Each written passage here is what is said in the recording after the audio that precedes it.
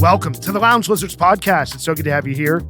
It's a leisure and lifestyle podcast founded on our love of premium cigars, as well as whiskey, travel, food, work, and whatever else we feel like getting into. My name is Gizmo. Tonight I'm joined by Rooster, Senator Pagoda, and Bam Bam.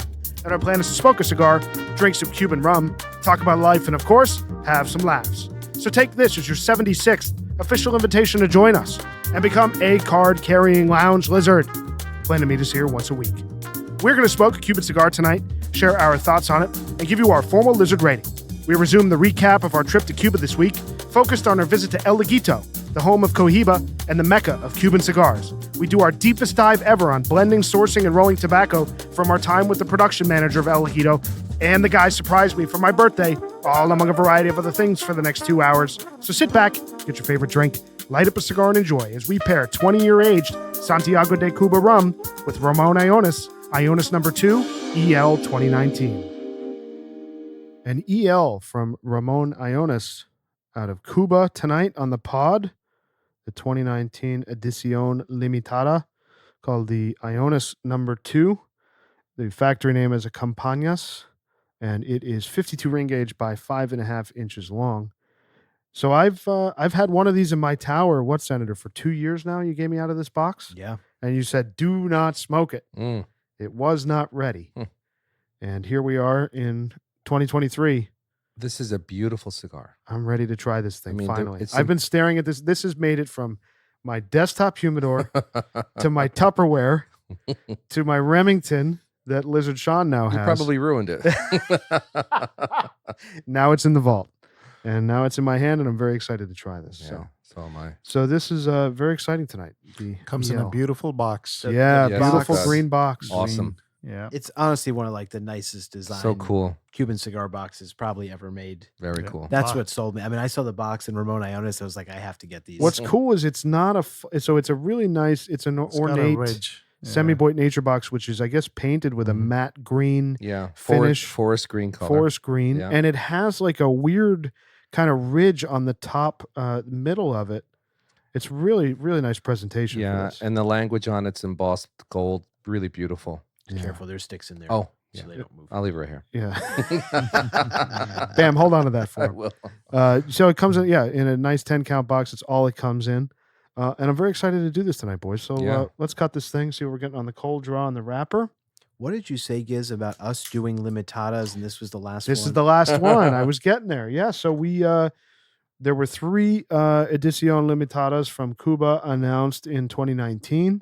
The Caidorce Senadores, the Monte Cristo Supremos that we got from Mile High Cigar Guy. And this rounds out the trio from Ramón Allones tonight. So this is now the third of 3. Cold draw is fantastic. It's good. A little fruit. It's a hint of graham cracker for Mm. me. And cedar. What a great draw. I'm getting the fruit for sure. Oh, yeah. My draw is much better now. It's So almost- this is the third of 3. Yeah. So this is the first time we've completed a series of ELs, which we probably won't get used to doing because they're so damn expensive now. Yeah, that's for sure. Which How is a- much? which How is much a are sin. these? Now I don't. They're 50 a stick. Oh, And how much did you pay for them Wow. when you got them 3 years ago? Probably 30, 35. 30. 30. Was Wow. it 350 for a I box? got I bought 2 boxes and got a discount by buying 2. Yeah. Wow. I think we're in for a luxurious experience here. Well, I'm very excited, boys. All right, let's light this thing. So again, this is the Ramón Allones Edición Limitada from 2019, the Allones No. 2. It's a Campanas, a pyramid, 52 ring gauge by 5.5 inches long, completing the trio of Edición Limitadas on the podcast from 2019 out of Cuba. What's interesting, it's unlike the Ras that's very toothy. Yep. This is a beautiful, elegant wrapper, very smooth, almost glistening. I'm curious to see if this is even in the same family Yeah. as the Ras. Yeah. Because that is such a beloved cigar in this group. Oh, yeah. I would say maybe I don't know. Out of Cuba, this may be the cigar that gets, the Ras may be the cigar that gets smoked the most I agree. out of It ha- almost all Cuban cigars that we smoke here in the Lizards. We've discussed it. You know, it's got so much utility. Oh, wow. That's delicious on the light. That's really nice. Oh, dude. That's really nice. Oh, that's so good. I was hoping that we were going to have some luck because that Hoyo we had a couple weeks ago was such a dud that we need to redeem ourselves tonight. This is an eye opener. Yeah, I told you, I've been waiting. This is the thing. Look, we love Ramón Allones. The do. box was a reason alone to buy it. But when you try this fresh, when these first came out, you know immediately you should not smoke them. I think Pooba actually told me he like blew through all of his and was disappointed. I've patiently waited. I lit one of these up recently. Dramatically different experience. I think with even more age, it's only going to get better. But these are starting to really smoke well. Okay, so the problem I'm having is that this is so good. You got to slow down. I can't slow down with this thing. Jesus. I mean, Well, what's good is Senator has more, so you can just smoke a second. well, the one. box is right next to me. You just have another one tonight. So this has really improved. So I too got a box when Pooba got his. How long ago was that? So we were still members at the other place. Okay, that's a long time. So what? About 3 years? 3 to 4 years ago. Wow, yeah. Yeah. And I didn't really enjoy it when we first got them. They nothing like this. They were mild, honestly, when we first got them. Yeah. There wasn't a ton of flavor, but the notes that I was picking up, you know, when we talk about a cigar previews, Yeah. it previewed. Like I knew if I could just tuck them away and not look at them and even try to pick them up for a few years, they'd get better. And this is starting to hit its stride. So, Senator, you had one out of your box and you put it away. No, because I was giving them out and stuff. Like people These? really want the I mean, I gave one Wow. to Giz, Okay. a couple of other friends. All right. To other aficionados, at least they would Yes. appreciate Close it. Sure. friends. Yeah. And I Really told all close of them when I told Giz, don't smoke it He now. did. Hold it. He just said, just look at it. Just look at it. Don't smoke it. Rooster, how many did you have out of your box initially?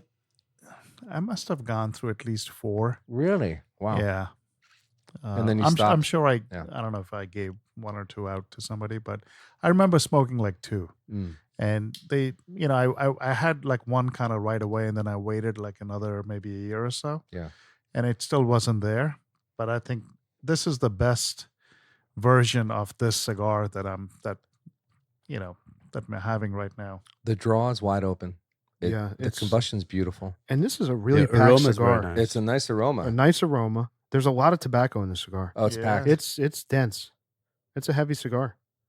And on the line, if you Yeah, take the your burn line smoke, smells it's great. delicious. It has almost like a It's like a floral, like a nuttiness. potpourri Yeah. floral thing I wasn't getting any floral notes out of this in the beginning. when you first got like them. first got them like a few years ago. So what you're talking about, the floral notes, you may remember this, the infamous caviar night at my place. I don't remember. Well, that. I know you don't remember it. Some of us remember it. The plumber had to come after you were done. my Okay? my sink remembers it. But that night, the first cigar I lit when I savored the champagne and we started with champagne, the first cigar I lit was this cigar. And I got some of those floral notes, and with champagne, it worked wonderfully. Now, the funny thing is, you fast forward a few years later, this now has picked up so much more strength than it had back then that this, I wouldn't say is a perfect pairing with champagne like it was at that time, but that's the beauty of like how these cigars change in flavor profile and strength and all those things. And I'm glad we're pairing this with rum now because it can actually hold up to it. A special rum to boot. Yeah. Yeah. This cigar does have that Ramon DNA. Yeah. It you could tell this is like either the older brother or the older cousin. Absolutely. Yeah. Older cousin of the Ras. And it's almost like a Ras on steroids a little A bit. bit. Which I'm really enjoying. And the Yeah. floral thing that's coming in here that I don't get much on the Ras is a really nice compliment to that flavor profile, I Sure. think. Agreed. You know? Agreed. Very accurate. So what are you guys getting as far as flavor notes go? Because this is really an interesting flavor thing for me. We talked about floral. If you do take a moment to retrohale, I don't think everyone in this room does that, but if you do, you get a ton of fruit, and it's honestly, don't laugh, it's banana forward for me. Banana. It's crazy. Now, it may not be banana, but that's kind of what I'm getting. Graham cracker and a lot of cedar for me. And a little spice. Not yet for me. I'm getting a little bit of spice, which I'm really enjoying. I just pushed it through my nose. I definitely got some baking spice there. Yeah. Oh, baking spice, sure. Yeah. Yeah. Not peppery. No, not pepper. No. I'm sorry, not pepper. Right. More like a baking spice. Agreed. Like a cinnamon or something like that. I'm mostly with you. I get dried fruit. I get a little floral. I get a little nuttiness in this. I Yep. haven't heard yet, but I think it's Yeah, definitely I was there. just gonna say that. Yeah, It's And almost then- like a is it like an no, not an almond. like a walnut. A walnut. That's maybe? it. Walnut. Yes. Yes. Yeah. Yes. Walnut, and then a little bit of spice on the finish. Yeah. Oh, some sophisticated palates in the room. Very sophisticated. Very civilized. How you finding it, Pagoda? I'm loving it, man. I like, the way I look at it is the way, I don't know, I felt it was like RAS and steroids, but with a little bit more tobacco-ish smokiness, Mm. which is what I kind of like. Mm. So I think it's like getting into my flavor profile with a little bit of what I like in the RAS. It definitely has chutzpah, and it's got great body. Yeah. Yeah. I would say it's firmly medium though. Oh, agreed. It's not a full cigar or even medium full, but it has a lot of flavor, but it's kind of just even it's just chilling. I bet it ramps up as you get through it. Yeah. I'm guessing. I hope so. It's medium. Yeah. It's definitely Body. It's body. There's body though. That's the thing. Like Yeah. Full it's body. like very, very firmly medium. Like Yeah. most cigars, when we say they're medium, I think have a little less body than this does. This is like Yep. just saying, buckle up. I'm I'm gonna here. get full. I'm here, later. baby. Yeah. Exactly. So there is a Ramon EL that 2011. That Yes. I've had a couple With I the don't know if white- you- with the old school white and label. green. Yeah. So that cigar reminds me of this cigar will be in like another Yeah. 5 or 8 years. 8 years. Wow. Yeah. Like Yeah. same flavors, but smoother. Mm. You know, kind of like Yeah. you do in rum, like it's a 7-year rum, and this is a Yeah, we're gonna smoking drink a 20 tonight. Yeah. Yeah, Yeah. I've never had that cigar. The 11. Yeah. 11. Yeah. The white Yeah. band. Yeah. What's cool, and I almost wish they did it on this, but for some of the regionals and ELs, Ramon used an older white band, really Beautiful. ornate. It's beautiful. I actually kind of prefer it to this one. Wow. You know, I almost wish they used it on these I mean, special it's so releases. unique. Yeah, It it's is so very- out there. it's an like eye catcher. The It's an eye only catcher. band that Yeah. looks like that. It's very cool. Yeah. Yeah. But yeah, this is really delicious on the light. And I'm hoping, honestly, the one thing I'm hoping for that I'm a little disappointed right now for the ring gauge is I wish there was a little bit more combustion. I wish I was getting a little more smoke output. How's your draw? Perfect. Wide Hmm. open. Interesting. Yeah. I wish there was a touch more combustion. Mine's up slightly tight, like I'm in looking terms at, of the draw. I'm looking at Senator with his smoke. He's got I a cloud. get a good amount of combustion out of mine. Yeah. Yeah, same. But they're all rolled differently. I mean, we've learned this. We're going to talk about this. Yeah. Well, I think to piggyback on what you said about combustion, the smoke output is high, but the smoke seems lighter. It seems thin. But the combustion's there though. Yeah, it's definitely burning fine. I Yeah. mean, it's I'm not complaining about construction or burn. No, not at all. I would just think for how much tobacco is in this, maybe we could, as we get into our discussion in a bit, It's pretty razor sharp though. you know, I would expect with how dense this is that I was hoping for a little bit more, Mm. just thicker smoke or something, You're out. you know. But yeah, this is a really beautiful cigar. Glad to be smoking this tonight. Thanks, Senator. Thank you. Yeah. There's so much flavor out of this. Yeah, it's really Yeah. good. I just can't stress if you would have lit this cigar 3 years ago, whenever I first gave you this, it didn't have half as much flavor. It was as does harsh. now. It was harsh, but super thin. Like it Yeah. just honestly, it started mild. It was nowhere near medium. Yeah. It's just so cool to see how much this cigar has changed in just 2-3 years time. There's definitely complexity here. Oh yeah. I think. Yeah. And a reasonably long finish because I like the pleasant flavors in my mouth. Pagoda's absolutely right. It's got a fantastic finish. So these came out in 2020, but Yeah, it's a yeah. 2019 release. That's how, you know, Habanos, they Yeah. announce something and then they put it into production and it takes a year or 2 or 3 after COVID, obviously, to come out. But this one came out. What was the box date on this, Senator? The date is July 2020. So I think they were probably released in the third quarter or last quarter of 2020, finally. His box code is, I think, July? July. Yeah, July. Yeah. Yeah, so they probably came out in third quarter of the year. But yeah, this is really, really interesting and delicious. So now for these ELs, I don't know, I was reading somewhere, this tobacco is aged 2 years before they make the cigars, I believe. Apparently. I don't even know. No one really knows. I mean, who knows? I you know, And then they age it 1 year after they make it. So I think that would kind of That's highly this does unlikely. not taste like a 6-year age cigar. No. This tastes like a 3-year aged Yeah, cigar. no, 3 years. 2.5, you know? Yeah, I mean, that's just Habanos marketing bullshit. Mm-hmm.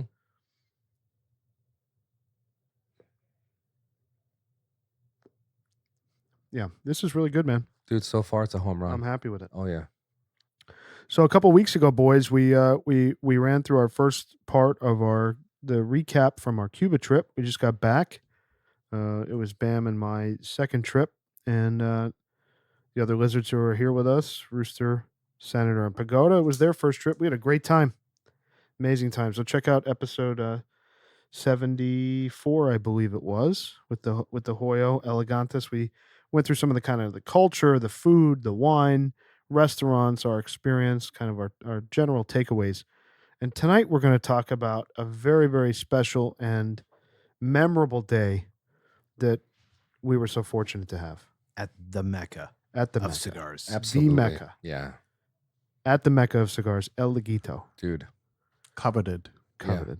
Yeah. I mean, talk about how difficult it is to get an appointment there to do a tour. Yeah. It doesn't happen. Yeah, it doesn't. Sorry, before we get into this, just everybody please take a sip of your rum I just did. and then draw the cigar.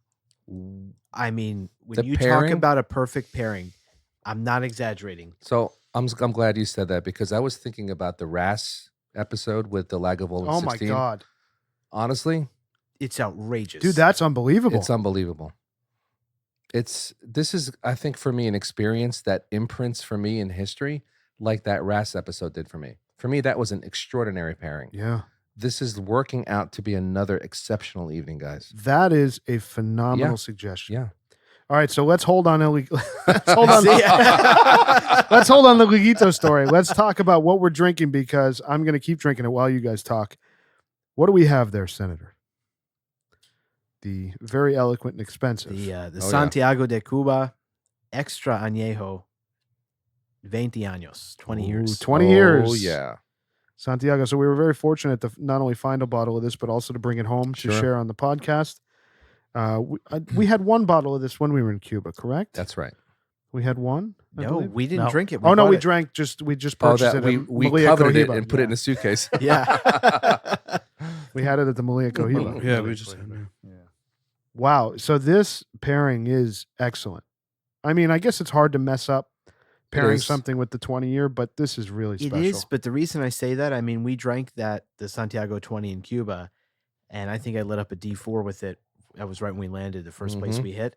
And I mean, it was a great pairing. It was a fine pairing, but the notes in this cigar and the notes in this rum, I cannot believe how complimentary Yeah, this is. for me, it actually enhances the fruit notes of the cigar. Yep. Absolutely. Yep. Yeah, that's Yeah, amazing. Yeah. there's a little bit of like sugar sweet note in True. the cigar that probably complements. Oh, 100%. rum. 100%. Wow. Yeah, this is a slam dunk pairing, boys. Mm-hmm. So we ended up at Laguito, man, and it was our second BAM and my second visit. We were very fortunate to get connected in November with some of the folks there at Laguito. That's right. We made quick friends with the production manager, Danilo, who's become a very good friend of ours and mine.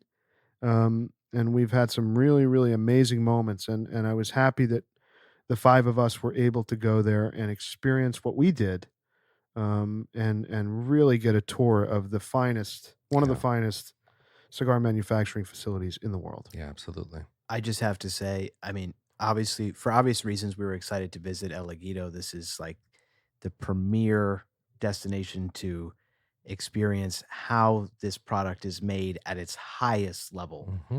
But beyond that, the time we spent with Danilo, I learned more about cigars from that one visit than cumulatively. Yeah.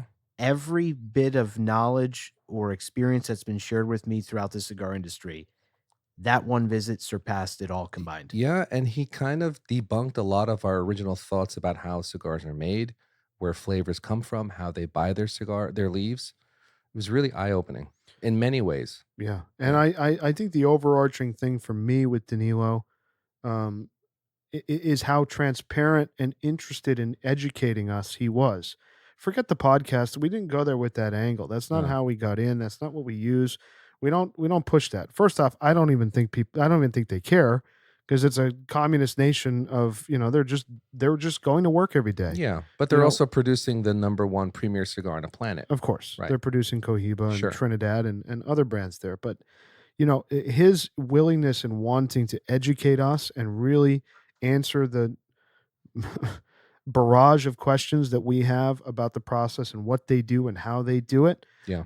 That really struck me. And I have to say, the November tour that we got, I think this tour, the most recent tour, pales in comparison. I mean, it was just so much more eye-opening, more information. It was much more detailed. Yeah. Talking about first impressions, just driving up to it, it's a beautiful, beautiful factory. It's not like a run of the bell. It's an excellent It's a mansion. location. Yeah. It feels like, you're going to really high-end corporate offices or something.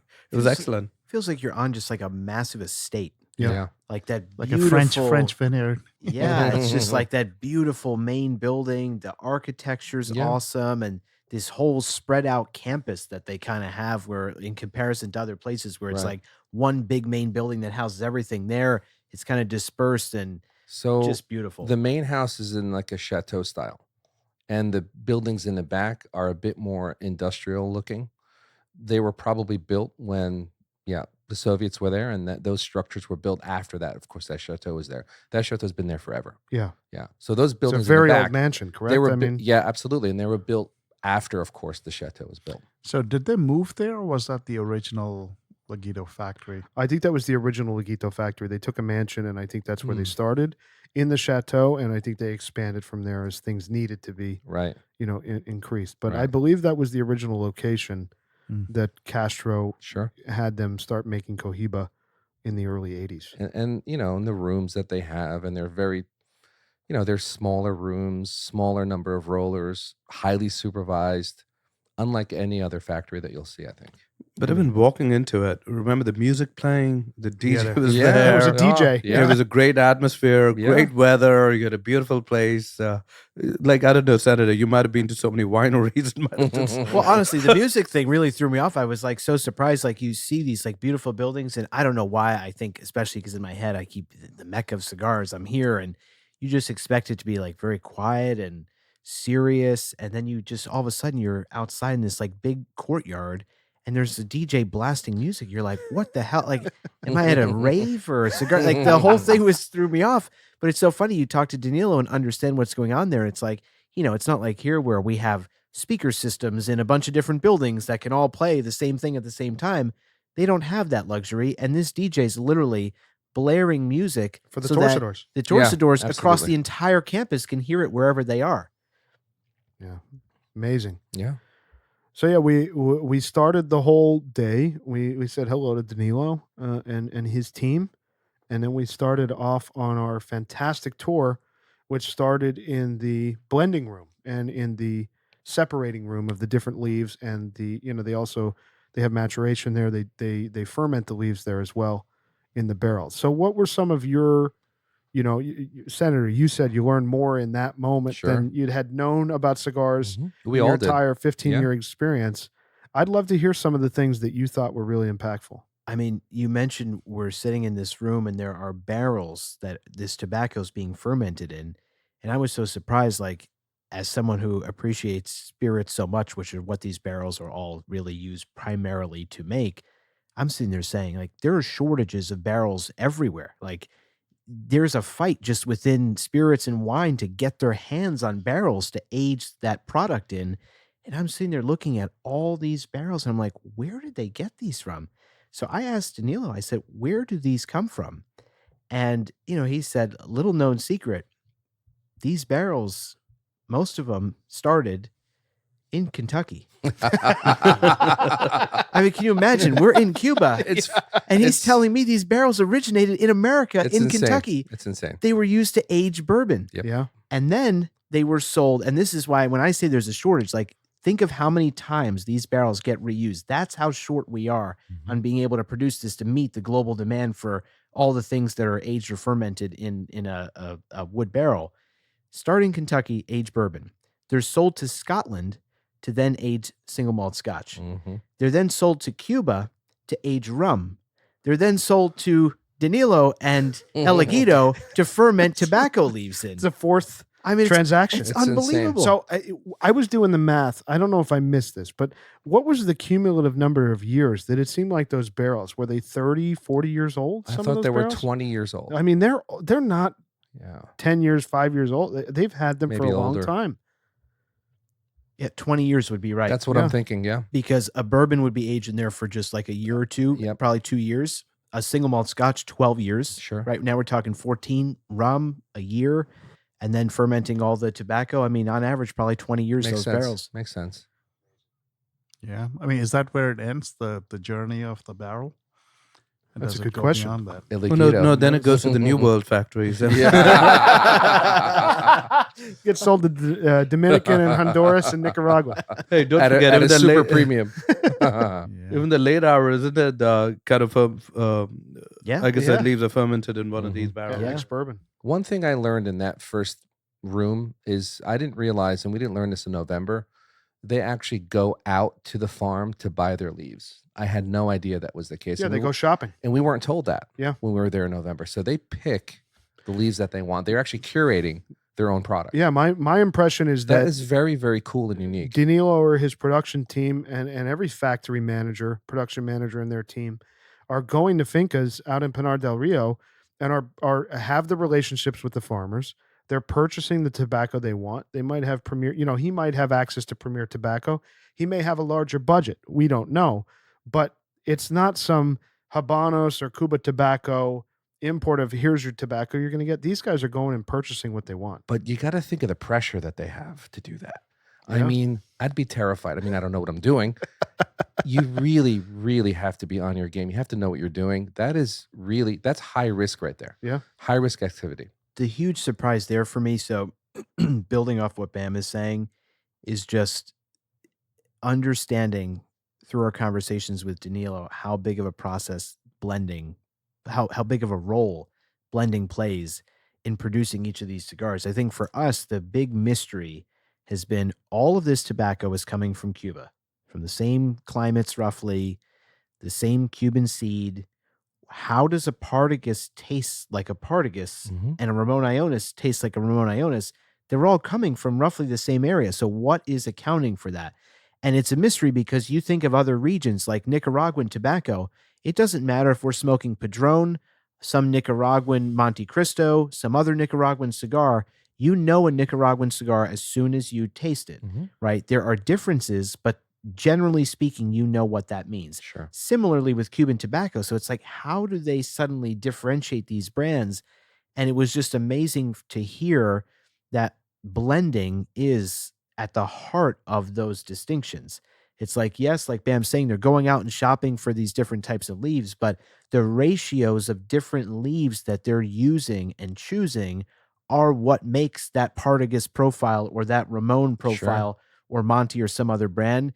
And so for me, I don't know why, but I feel like, and feel free to disagree, I feel like in Cuban cigars, we talk so much about torcedores and rollers, and we don't talk much about blenders. Yeah. I feel like in New World cigars, we talk so much about blenders, and we don't talk so much about rollers. He's absolutely right. That is a huge point. It's never been mentioned. They don't talk about it when we're there. Yeah. The first trip around, let's say. Yeah. like, we don't even know, I can't even name a Cuban blender. No. That's probably on purpose. Right. You know what? He's probably, you're That's probably right. very much on purpose. It's got to But be that's coveted. why I because think think about this. It's This your guy, secret recipe. yeah, this guy really. is blending your Esplendidos, your Sigla Sixes, your Cohiba Robustos, and he's monitoring the crop coming in and saying, okay, I need to make this taste as close to what a consumer who's paying $80 for a Cohiba Robusto or $60.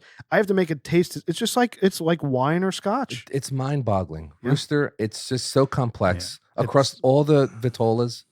It's Yeah. unbelievable how they do this. Yeah, it was an eye opener to me because Yeah. all the tobacco is grown in the same region. It's the same soil, That's exactly right. basically the same plants, Mhm. but they're picking the tobacco. I mean, how much different can it be from one farm to another if they're going from the same soil? Even that's important. The same region. I don't Yeah. think we were crystal clear before talking to Danilo.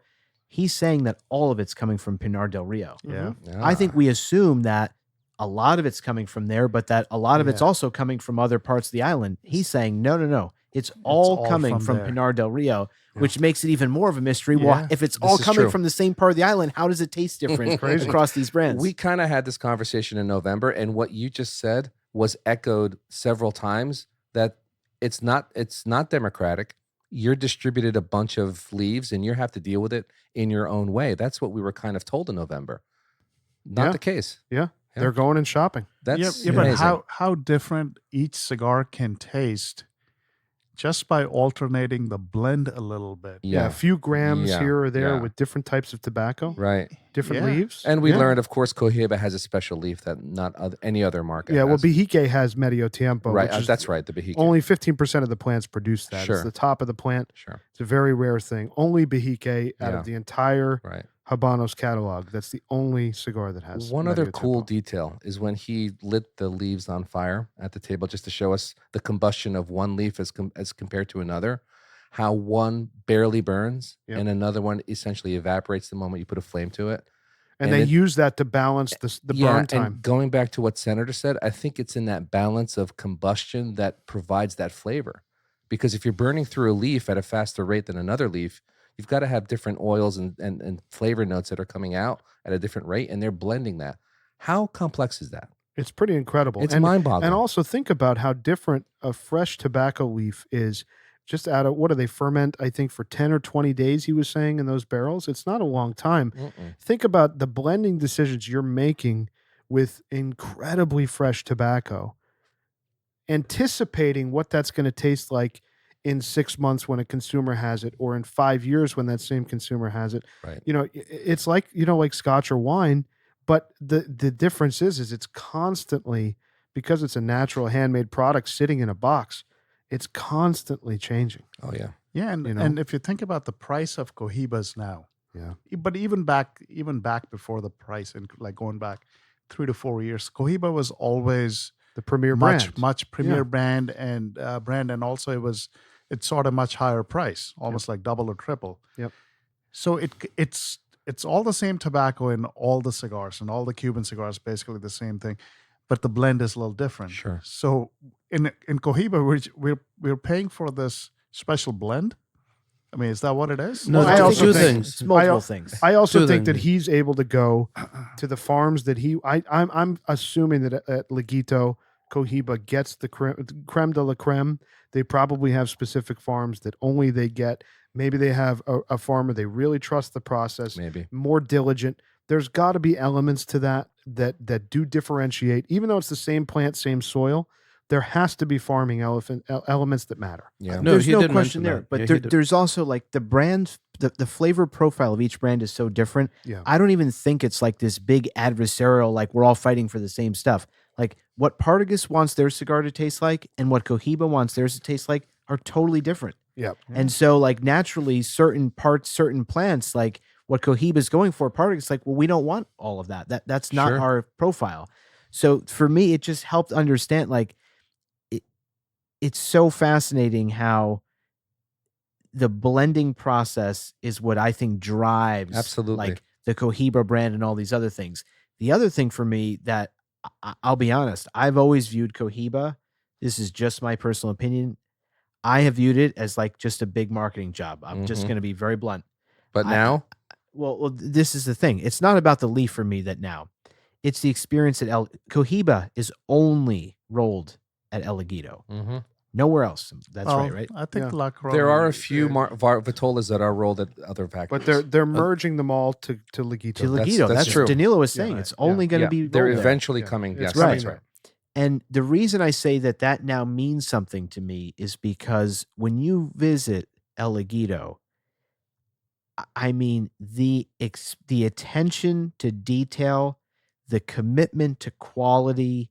I mean, what they have going on there way exceeded any expectations I had for how this was all done. And you contrast it with if you visit another factory, Sure.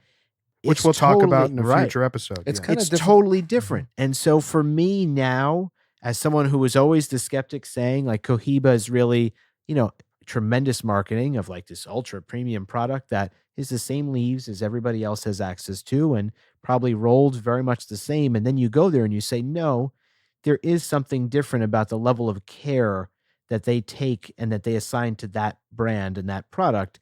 So for me, it's finally helped me appreciate that there is something that justifies the premium that they charge. So Now- someone's a converted Cohiba No, man. no, no. Yeah, you spoke Bam, too by the soon. way. You spoke too soon. For the Now listener, the- by the way, Senator, as Senator's talking, Bam's over there looking at me, pointing at Senator, going, "Wow, wow."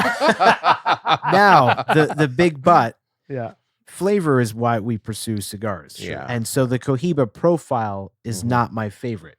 And that's why I still will not aggressively pursue Cohiba in the way I do Partagas or Upman or other Yeah, cigars. honestly, I emulate that sentiment regarding the pursuit of Cohibas, except for one particular Vitola, which I love, which I had in November with you. Yeah. But it's hard to talk about Laguito without at least mentioning the other factory that it went to, because they're so contrasting yeah, in the way they produce the product. You walk into Laguito, and we mentioned this earlier, these are little boutique rooms. yeah. 8 or 10 people. Yeah, and they're supervised, and the level of control, it's just incredible. It's off the charts Yeah. compared to other factories. Yeah, and like I said, in 2 weeks we're going to talk about Corona and our Yeah, experience yeah, there. yeah. That's the polar opposite. Sure. That is a machine. Yeah. Corona is a machine Yeah. pumping out cigars. To me, and we have very complimentary things to say about Corona, but Laguito to me, and obviously we had a wonderful experience with Danilo. And what I love about our experience with him is it wasn't during festival time. When we were there in November, it was the Amigos de Partagas. I was there prior to you guys coming, where the Habanos Festival was there, which was craziness. We were there at a time that there was no expectation of visitors, tourists, tours, etc. We were getting the raw deal. And what I find with Laguito is that it's really a passionate group of people, artisans, really, really trying to make some amazing cigars. Sure. Yeah, like it's not smoke and mirrors. Like when Yeah. I say I was a skeptic, like I literally thought like we're going to see some rooms that are for show and look how amazing this is. And then others where people are just making cigars like anywhere else. From start to finish, that entire operation is just, I can't say I have visited a ton of these factories in other countries to compare, Mhm. but I've certainly at least seen enough online to have some understanding of what it looks like there. On YouTube? Yeah, on Rooster's favorite YouTube. And it's just so different. Like it's again, when I say I'm not pursuing Cohiba because the profiles doesn't meet what I'm always looking for, but I, for the first time, can say I understand why they ask this premium for Cohiba. There's something behind it. It's not all just a gimmick. Like the way they approach that product at Laguito is definitely different than every other product is. But it's approached. also Yep. considered the premium brand there in Cuba. Sure. Oh, yeah. They Sure. consider Cohiba as the premium brand. Sure. And they're treating it as such. Yeah. You know, and I go back to the word curated. That entire process that they have there is a curated process. You're not going to get that in any other factory. Yeah. It's No not gonna happen. imperfections. No Oh, imperfections. None. Not to jump Yeah. around, but when the one thing that, and to adding to what you're saying, Bam, and you, Senator, as well, what I love is that when they talk about trying to increase production, increase the amount of cigars coming out, they're incredibly resistant to that because they're so proud of trying to make great cigars. Danilo alluded to that. He to did. that. The volume is low. Volume is intentionally. not their goal. yeah. Despite any outside pressures, Sure. which we don't need to go into. You can make assumptions about what we're talking about. But the production component of what they're doing there is separate from the sales and marketing component. We were in the belly of this beast that is really to be respected, especially after the experience we had. Like Senator said, it's not smoke and mirrors. They're not trying to impress us. They really don't care that we're there. I mean, they were happy to see us, but it's not like they're trying to impress anybody. You know, we were just a bunch of guys walking around a factory watching people work, and it was really magical. It was really magical. I think the other things you're asking, what was so surprising, and Pagoda, you could probably speak to this, but I've always wondered, you know, how many cigars have we reviewed in 70, 80, whatever episodes we've put out at this point? This is 76. There we go. How many cigars that we reviewed and we sit here and we look at how it's burning and we look at the ash and we're like, oh, bright white ash. Oh, yeah. Yep. And That's a for good some point. reason, just my eye and how it looks contrasting with the darker cigar wrapper, I always love a bright white ash on a cigar. And I'll be honest, it always kind of bums me out that with most Cubans, you don't get that bright white ash. On Nope. Nicaraguans, it's Oh yeah, it's as bright Padrones as for can be. sure. And I never understood why, but we learned some of that. No, absolutely, because there's like in the Nicaraguan soil, there's calcium, and that's what produces the white ash. Whereas in the Cuban soil, there's no potassium. Sorry, no calcium, and so you don't find as much white, or there may be just a lower gradient of calcium. But it was just interesting to learn about that because there's always been this idea that, hey, listen, when you have a bright white ash, when it burns really well, that it's a fantastic cigar. And I think that's been debunked for Not sure. the case. Exactly right. Yeah. It's the nitrogen level in the Cuban soil that actually makes that, I think, the ash darker from what he Gray, said. yeah. Yeah. And, And that whole process of deveining the leaf, they strip recycling- the vein off. recycling, and then soaking it in water, and then recycling it back into the soil to bring that new nitrogen back into What the I soil. love It's is amazing. they not only, so what they do is they strip. So if you picture a tobacco leaf for the listener, the center of the tobacco leaf has a vein that they strip out and separate it into two leaves that are used for whichever purpose is necessary, right? For that specific Because unless leaf. you've had a terribly rolled cigar, you do not want that giant You do leaf not want that. in the middle of your cigar you're smoking. We've had Although that. we've had it. We've had it. It's been in ours, yeah. It's But like they a piece take of asparagus in there. but they take that vein, that center vein, and they crush it up, Mhm. and they resell it back to the farmers Right. to use as a to use as a pesticide almost Right. to introduce more nitrogen into the soil. So the pesticide is actually created when they soak it in water. So that water absorbs the nitrogen out of that vein, and that water becomes the mode of spraying, I guess, the fields. Okay, got it. And the vein itself is pulled back into the soil, from what he said. Yeah. And it brings those nutrients back into the soil. ESG, baby, ESG. Huh? No, but seriously, I mean that's what's so cool. We talked on a prior episode about just like the culture and the people and how they do so much with so little. Exactly. And Danilo was sitting there saying to us, he's like, we don't have pesticides. Mm-mm. Yeah. They don't have access to that. Yep. Right? Their crops can get destroyed. They have no way of chemically trying to prevent that. And so just hearing how resourceful they are to reuse and recycle this one part of the plant to be able to act as a pesticide Yeah. and a fertilizer is like, It's it's mind-boggling. just so cool. That's and it's creative. how clever Rooster, they the are. same leaf, Rooster, that Yeah. provides that delicious flavor that you're getting right now, also provides the pesticide for the Yeah, fields. I mean the It's whole incredible. The whole country is based upon the premise of necessity is the mother of invention. Yeah. It's you Yeah. know, they do things. They've got Nissan don't have engines in access. their 1950s Chevys. Dude, I mean, think about that. I saw Ivan, our host. He was fixing somebody's faucet. Not to go off topic, but so I'm like, "What are you doing?" He was wrapping up. It was like a saran. This was saran the wrap. shower. Shower head. So you know what? Just to set it up. Was it you'll leaking? It was So leaking. someone's shower head had a problem, and when you take off your shower head, you know that like white little plumbing tape. It's It's Teflon. super Yeah. thin. It's that they Teflon. put? Teflon tape. They Yeah. don't have that in Cuba. Right. No. So go ahead. So he was using saran wrap, some kind of plastic wrap. Like he cut like strips off and just wrapped that around. He's like, "Yeah, this is gonna work." They're adapting and they're overcoming. Yeah. Yeah. You know, I wanted to say the other thing that's interesting about Pinar del Rio, the tobacco, the resourcefulness.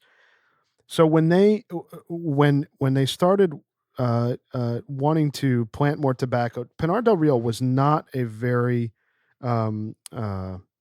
wanted area of Cuba. So they moved all the fincas there. I mean, it's kind of out of the way. It's what, 2.5 hours from Havana. It wasn't as fertile. Yeah. Yeah, and it wasn't fertile. And the what's soil, interesting, soil is like red clay. Yeah. the soil is not rich. It's not nutrient. They do not have fertilizer. And Danilo said that's an absolute benefit to Cuban cigars because the plant has to work harder to get what it needs from the sun and oxygen. Dude. It's incredible. And it's reflective of the community there and how Exactly. they live. But Exactly. there's an even bigger story here. Forget just the Cuban people. When he said this, as a wine person, Here we go. no, you have no. I'm with no, you. No, he's no, right. I know, He's I know, right. I know, this you're is right, meant to be you're a right. very serious I know. point. I know.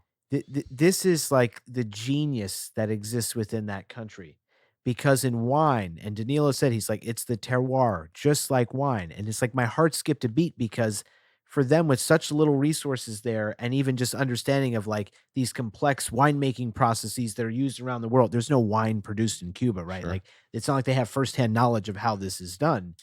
And what's amazing is talking about how hard that plant has to work in wine. When you have, especially like a really rich, intensive grape like Cab, those super, super hot summers where there's very little water, that plant has to work harder. It's not getting a ton of water. They're not irrigating it intentionally that much, just enough. And it's because it produces a richer grape that some of the best vintages of Cabernet Sauvignon and Napa are from some of the hottest summers. Like I always talk about 2016. Yep. That was a hot as hell summer in Napa, and the richness that was produced in those grapes without an aggressive bite to it produced brilliance. And for them to figure out in Cuba that it's not about making the plant's life easy all the time. I'm getting hard. Dude, I'm getting sometimes. goosebumps right now. I am not fucking joking. That's It's how I felt. It's exciting as hell because you're really learning about the process. Yeah.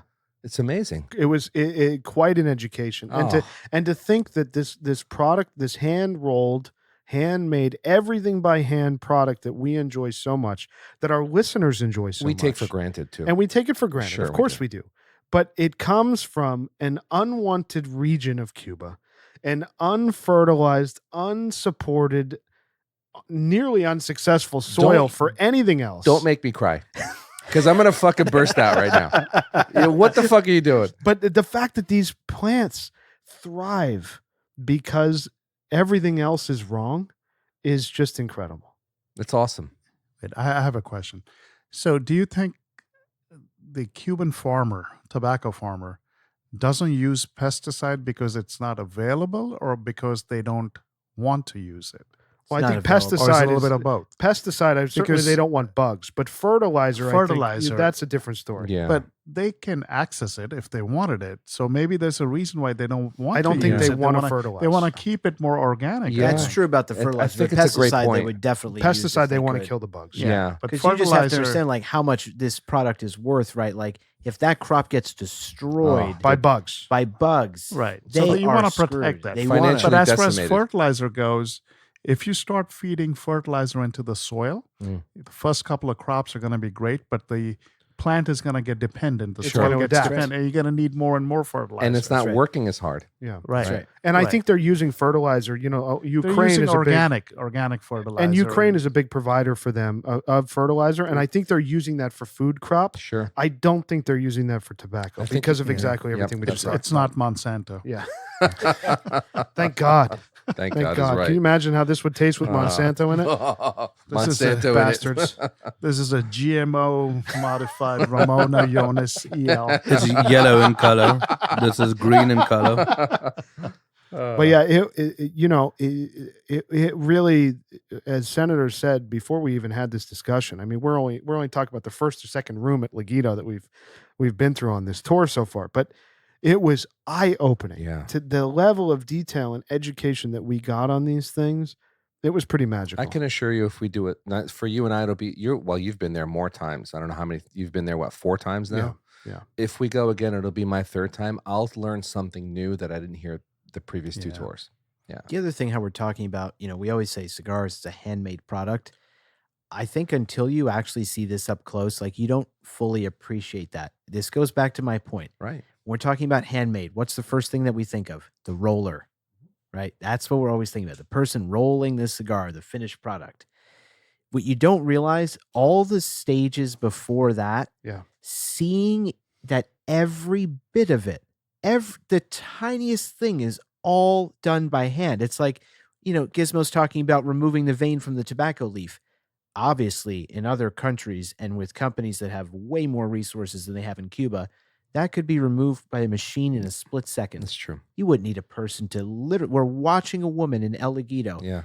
to pick up a leaf, remove the vein. She kind of twirls it around her arm. She puts it in another pile. Take another one and do that.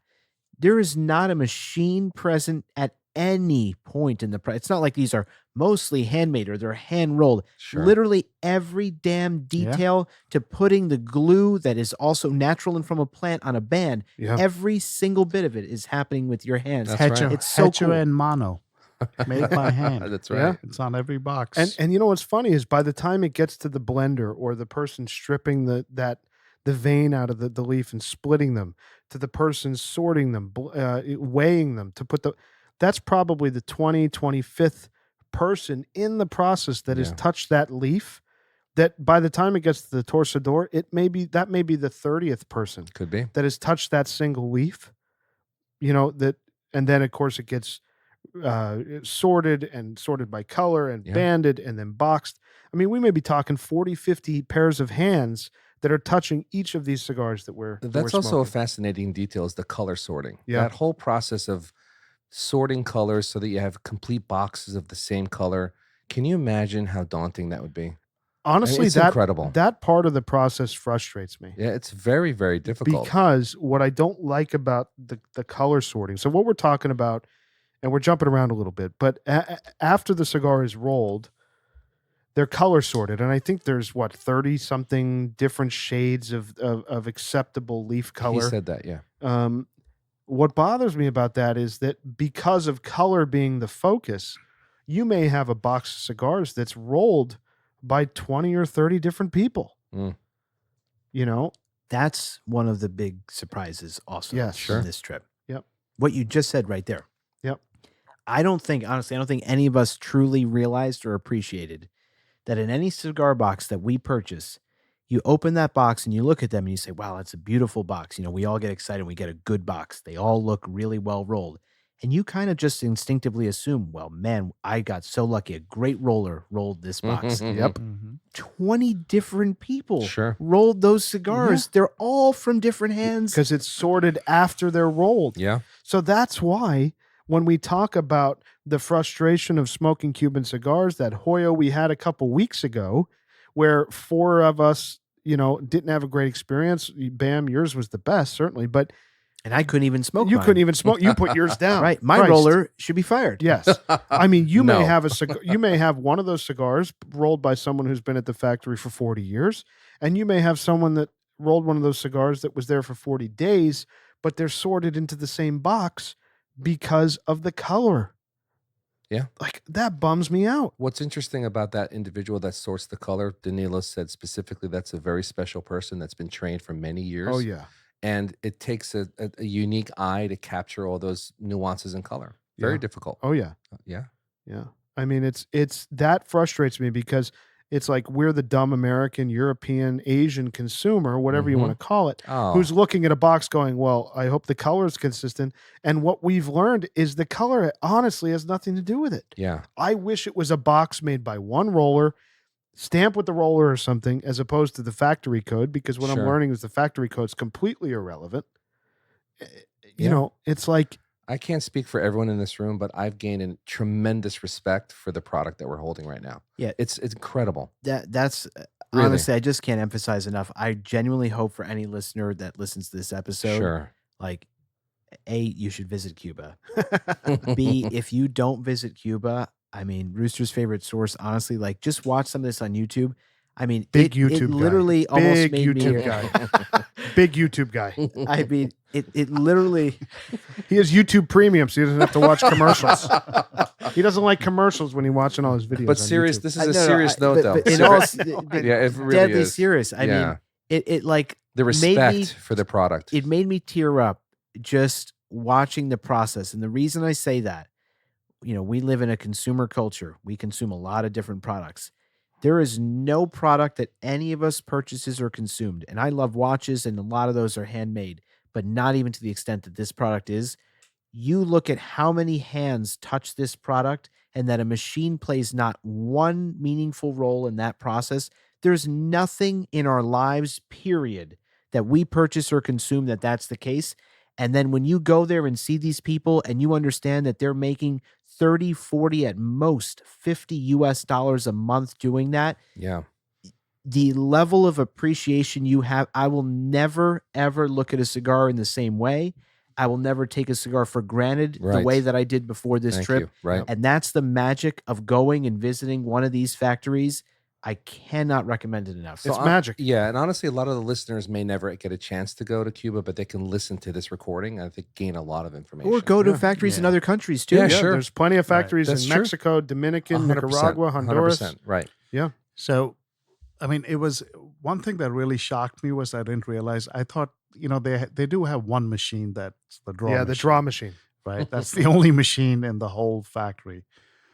That every single cigar goes through a draw machine. Yeah. I was under the impression that they take like a Samples. box, like yeah. a random sample out of one box, one cigar, and test that and assume that, okay, this is good, this passes inspection. But every single cigar Sure. at Laguito goes through that draw machine. No, Sure. but this is for the premium cigars only, really, and I think that's why I think even at the other No, I place, think at they- the other places. Well, So they La did it Corona. both, but it's an Yes. interesting point because It let's is. be honest. Do we think that a small provincial factory is probably doing that? Nope. Probably No, not. no. And that's the magic of when you get the box code from Laguito or Corona or Yeah. one of the big, It's big operations. mind-boggling at La Corona to think about that. Yeah. The sheer volume to go Yeah, through you're talking 5 million, 8 million cigars a year. going through that machine. That's crazy. But they can It's do it really crazy. fast, Yeah, you know. Yeah. Yeah, But- and I love that they're actually like there's a metric to it. Sure. I asked, I honestly it was a little facetious. I thought he was going to say like, yeah, it should be somewhere around here, but there's like a huge range. And this scale basically that it measures the resistance when the machine is basically trying to pull air Yep. through the cigar. And he's telling me that between I think 40 it was and 80. 40 and 80 is what an Mm. optimal cigar is. And if it is outside of that range, they will send it back Yeah. to To- be re-rolled. It goes back to that roller. Well, what's interesting, so those cigars that go in the draw machine, that's pre-wrap. Right. That's so true. those cigars are only bound Sure. because they do not want to waste the wrapper. So what they do is they throw a bound cigar because they say that 90% of the draw issues come from a bound cigar, not involving the wrapper, not involving caps, come from a bound cigar. And what I love is they have these 10 count plastic or wooden, I guess, what would you call them? Cases or sheets that these cigars are laid out in.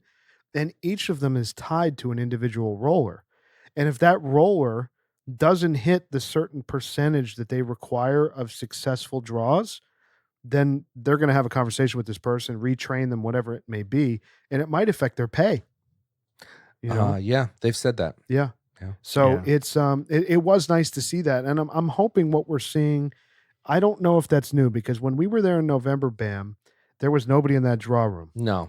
So I'm hoping that either that's a So a at new development or something. La Corona, there was someone there, but at Laguito, there was no one there. And Laguito this time they were full, and Oh, yeah. they weren't trying to impress a Habanos festival group. Like we Well, were just we are randomly the there. we are the lizards, by the way. Yeah. You Yeah, know, okay. What else was cool about that factory? And I assume it's with all the factories that each roller has to roll a certain amount of cigars each day. Yeah, based So, on the Vitola. Based on the Vitola. Yeah. Right. So if they're supposed to roll, let's say 100 Siglo ones in a day, once that's done, They can go home. they can go home. Sure. So they're kind of giving them the flexibility Yeah. of, And if they If you don't don't finish, let's they say can they come let's say back. they have to take their kid to a doctor's appointment or school or something, and they miss a Tuesday, no harm, no foul. You can come in on a Saturday and get it done. Right. You just have to meet your weekly allotment to make your pay. That's great. yeah. So we kind of jumped ahead to We later in the manufacturing process. We started in the room with the barrels. Can we talk a little bit about the leaves that actually make these cigars? Yes. Because Yeah. this was super, Fascinating. super illuminating. Extraordinary. I think one of the lizards earlier was talking about how certain leaves burn faster than others Yeah, and all I that. mentioned that. Yeah. And what was cool to understand from Danilo is one, the intentional placement of certain leaves in the construction of a cigar and how they're not only trying to, blend for and control for flavor, which obviously is most important, but also combustion and burn and time even a cigar takes to smoke, all of these different factors. And so I think two things that were really shocking. One, just learning that Volado, which burns the fastest, is on the outside of the outer portion of the inside of the cigar, essentially. The bound Mm. cigar. Right. Yeah. the binder and filler, then seco, and in the very middle, ligero. And he was saying that ligero burns the slowest, which is why when you're smoking your cigar and you ash it, you see like a cone. little cone in the middle. Right, a tip. And that's the ligero that's burning much slower. And that's by design so that everything kind of keeps up and it holds the ash and builds as you're smoking, which again, these are things absent this tour we had. None of us are thinking about. Really as no we're idea. smoking. I mean, every It's like, time. the flavors in the wrapper. So that's interesting. Well, that's the second one. That's I the get to second that. part. That's That the was- second. I want to get to that. totally debunked. That's the only thing I was thinking ever Yeah. when I looked at a cigar. Beautiful wrapper, beautiful flavor. Right. Right. And it's like now every time I ash my cigar, I look at that cone. I say, Yeah. there's that ligero. I mean, these are things you just don't think of until you actually gain the knowledge and understanding that these guys have there and how intentional this whole process is. And we talk about sometimes we're smoking a cigar and we have issues with tunneling and all these other things. Well, guess what? A lot of the time that can happen because a cigar was not rolled properly. Right. It's in The the blend. ratio was off in the binder and filler. Or and- what they're doing is they're taking the cigar in their hand and they're feeling it, and they're feeling weak spots or inconsistent spots, and they're shoveling more of different leaves that shouldn't be there into the Sure. to get a cigar that to be properly weighted, to be properly distributed. But what it does is it disrupts the blend. 100%. Right. So that was very shocking and interesting. And then the second one that we're now teeing up is Danilo saying that the wrapper is not where the flavor is. Well, Yeah. before you go there, he did mention the fact that, the difference between using a whole leaf and partial leaves. A lot of marcas will use partial leaves in their cigars, which creates an uneven burn. But the full leaf that's used creates a very consistent burn. And he Yeah. talked about it in the Siglios. He showed us that there were 3 leaves. Yeah. With the Ligero contributing the most of the flavor profile. Mhm. Right. And that's the center. Strongest. And that's Sure. the center. And that's where a lot of the flavor comes from as opposed to the wrapper. And it makes sense that it burns the slowest. But that's the thing, like about the wrapper. When I think when you learn about New World cigars, you're kind of told that all the flavor comes from the wrapper. And I think for certain sticks that have, very dark Maduro wrappers or, basically darker leaves that actually have strength to them, right? Like the longer that leaf is exposed to sun, the more concentrated that flavor becomes. So it makes sense. Sure, in a Padron Maduro, yeah, there's a lot of flavor in the wrapper just as much as there is in the binder and filler. But for Habanos, to hear that the wrapper, what they're actually using is the least flavorful part of the plant. Yeah. That's not where the flavor, that it's Sure. really the ligero in the middle that's delivering most of that flavor. That was truly eye-opening. Eye-opening. Because Yeah. he said Shocking. the contribution was 10%. Yeah. Yeah. Less To than the flavor. Yeah, 10 or less. And all of us in our cigar careers coming up, we were always told to wrap all the flavors in the wrapper. And for a Habanos, like we always talk about sometimes the wrapper's delicate, it's thin. It certainly plays into that comment Sure. that it's not providing a lot of the flavor. You know, It's providing the beauty of the cigar. one thing I noticed about the wrapper is how elastic it is. Yeah. If Especially when they're rolling when it. they deveined it, and there were like 6 ladies in that one room that were doing nothing but deveining and then sorting them as far as the number of veins that they have. The elasticity of the vein was really, truly very cool to see. It's true. And they're very wet at that part of the Yeah. Yeah, process. they're like- they're like Allows for that purposely elasticity. humidified, yeah. Yeah. Yeah, Yeah. yeah, Yeah. it's very how cool, how intoxicating was the smell dude. when he laid out like the 4 different leaves? Every fucking room we went into that factory was just the aroma, like a potpourri of like joy. Yeah. It was I want joy. a car freshener of all of it. By the way, this is going to be a new one. It's going to be a potpourri of joy.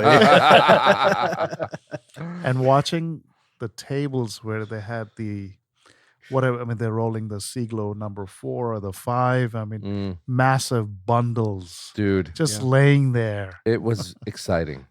What I think is cool too in Habanos, I'm assuming this is pretty worldwide, but the torcedores who are actually rolling the cigars are not selecting their leaves. They walk up to their window and they get a bundle of cigars, and they're given the blend of what to blend and how to blend it, and they're told how many cigars to make, and they're given the specific distribution of each leaf to lay that out, and they put them on their desk and they get to the blend Sure. and they roll their cigars. Sure. I mean, that's the only way you can get the consistency of, Yeah. a Cohiba Robusto is going to get, that many of each leaf. So it's got to be consistent to that. What would be really cool, not to go off topic, we haven't seen any of the farms. When we go back, if we get to see we the gotta farm. go out I would love to do that. But what I would personally love is if we were able to go with someone like Danilo when he's shopping to see what he's looking for, just to see what his selection process is like. That would be spectacular. Bam, that's not a bad idea. Spectacular. Just him being there and explaining the whole process. Oh, dude, of- he's a savant. I mean, his there's his nothing wife that is a goes by him. microbiologist. Yeah. We need her to join us too. So I shook my hand to Senator. I mean, this is what an experience this cigar is. I am really, Phenomenal. really loving this cigar. This cigar is an excellent EL. God bless Ramón Allones. So we're coming into the last so third. glad It's to hear off the this. charts, Off the charts. right? One of the better ELs, Absolutely. right? Can you say maybe it's the best EL that we've had? On the That pod. we have had on the pod, yes. 100%. Yeah, Certainly yeah. out of 2019, out of the three, No this doubt. wipes the floor. Absolutely. Wipes the floor. Senator's proud. I love this. No, you have to understand, these are not cheap, right? I bought 2 boxes of these. If you understood where this started and where this is now, like if you smoked Crazy. it a lot, we talk about buy a box and try one every year. Like I have trained myself finally to be able to do this. It's not easy. And I just can't why I'm so happy about this is if you would have lit this up 3 years ago when I bought this, Yeah. I guarantee you would have said, what a waste of money. This is not a Yeah. great cigar. Yeah. But if you would have seen some of those notes and just looked past, okay, this is not the experience I wanted, but there's something in there. Now, Puba, this is where I'm going to love to talk with him about this because he said to me, I don't think this will grow into a great, I don't think this will mature into a great cigar. Categorically incorrect. So he smoked through his box. I had just you can just, even on the cold draw, you can figure out that there's something in this that's going to mature into something great. And even the one that I recently lit up when I first said to you guys, I think it's ready for prime time. This is even better. Because let me prompt that because I said to Senator, hey, we've done the other 2 out of 3 ELs for my 19. I think it might be time to try the Ramon. He's like, I don't know. Let me smoke it. And then he texted. He's like, all right, we're doing this. Rooster Because it has was talked ready. about this several times about how do you know a cigar is going to age well and and if it's not going to age well. You're spending a tremendous amount of money. I think if you try, like you mentioned, you try the cigar, you get a sense of it. Honestly, it takes someone exceptionally seasoned to know that it's going to age well or not. Yeah, and but not I think everyone's going to know that. But I think Well, I think Rooster's aged really well. Oh, he's aging very well. Abuelo's looking good right now. I think that for me, when I smoke a young cigar, I think it's going to preview, that's previewing well, as we always say on the pod. It's just something that's showing some youth, but you can tell that there's really interesting, complex flavors there. I don't know if that was the case with this one, or Senator just called its bluff, but most of the cigars that I have that I kind of say, all right, I'm going to wait on these. It's just a product of saying, wow, these are young, but they're really, really The gonna be great. combustion on this cigar is just off the charts. It's gotten way better in the second It's half. unreal. Very, very good. I'm excited. And the other thing, the biggest surprise, it's not even just the flavor profile that's excellent. The strength and body that this has is nothing like where it starts. And that's the part that we learned so much from Danilo, but I'll never be able to wrap my head around how the strength and body of a cigar can just dramatically change just with time, just sitting in a box in your humidor. But truly, I'm not kidding. From start to finish, this cigar, young, was mild. At its strongest at the end, mild medium. This started firmly medium, and I think as you smoke through, gets a little close to medium full.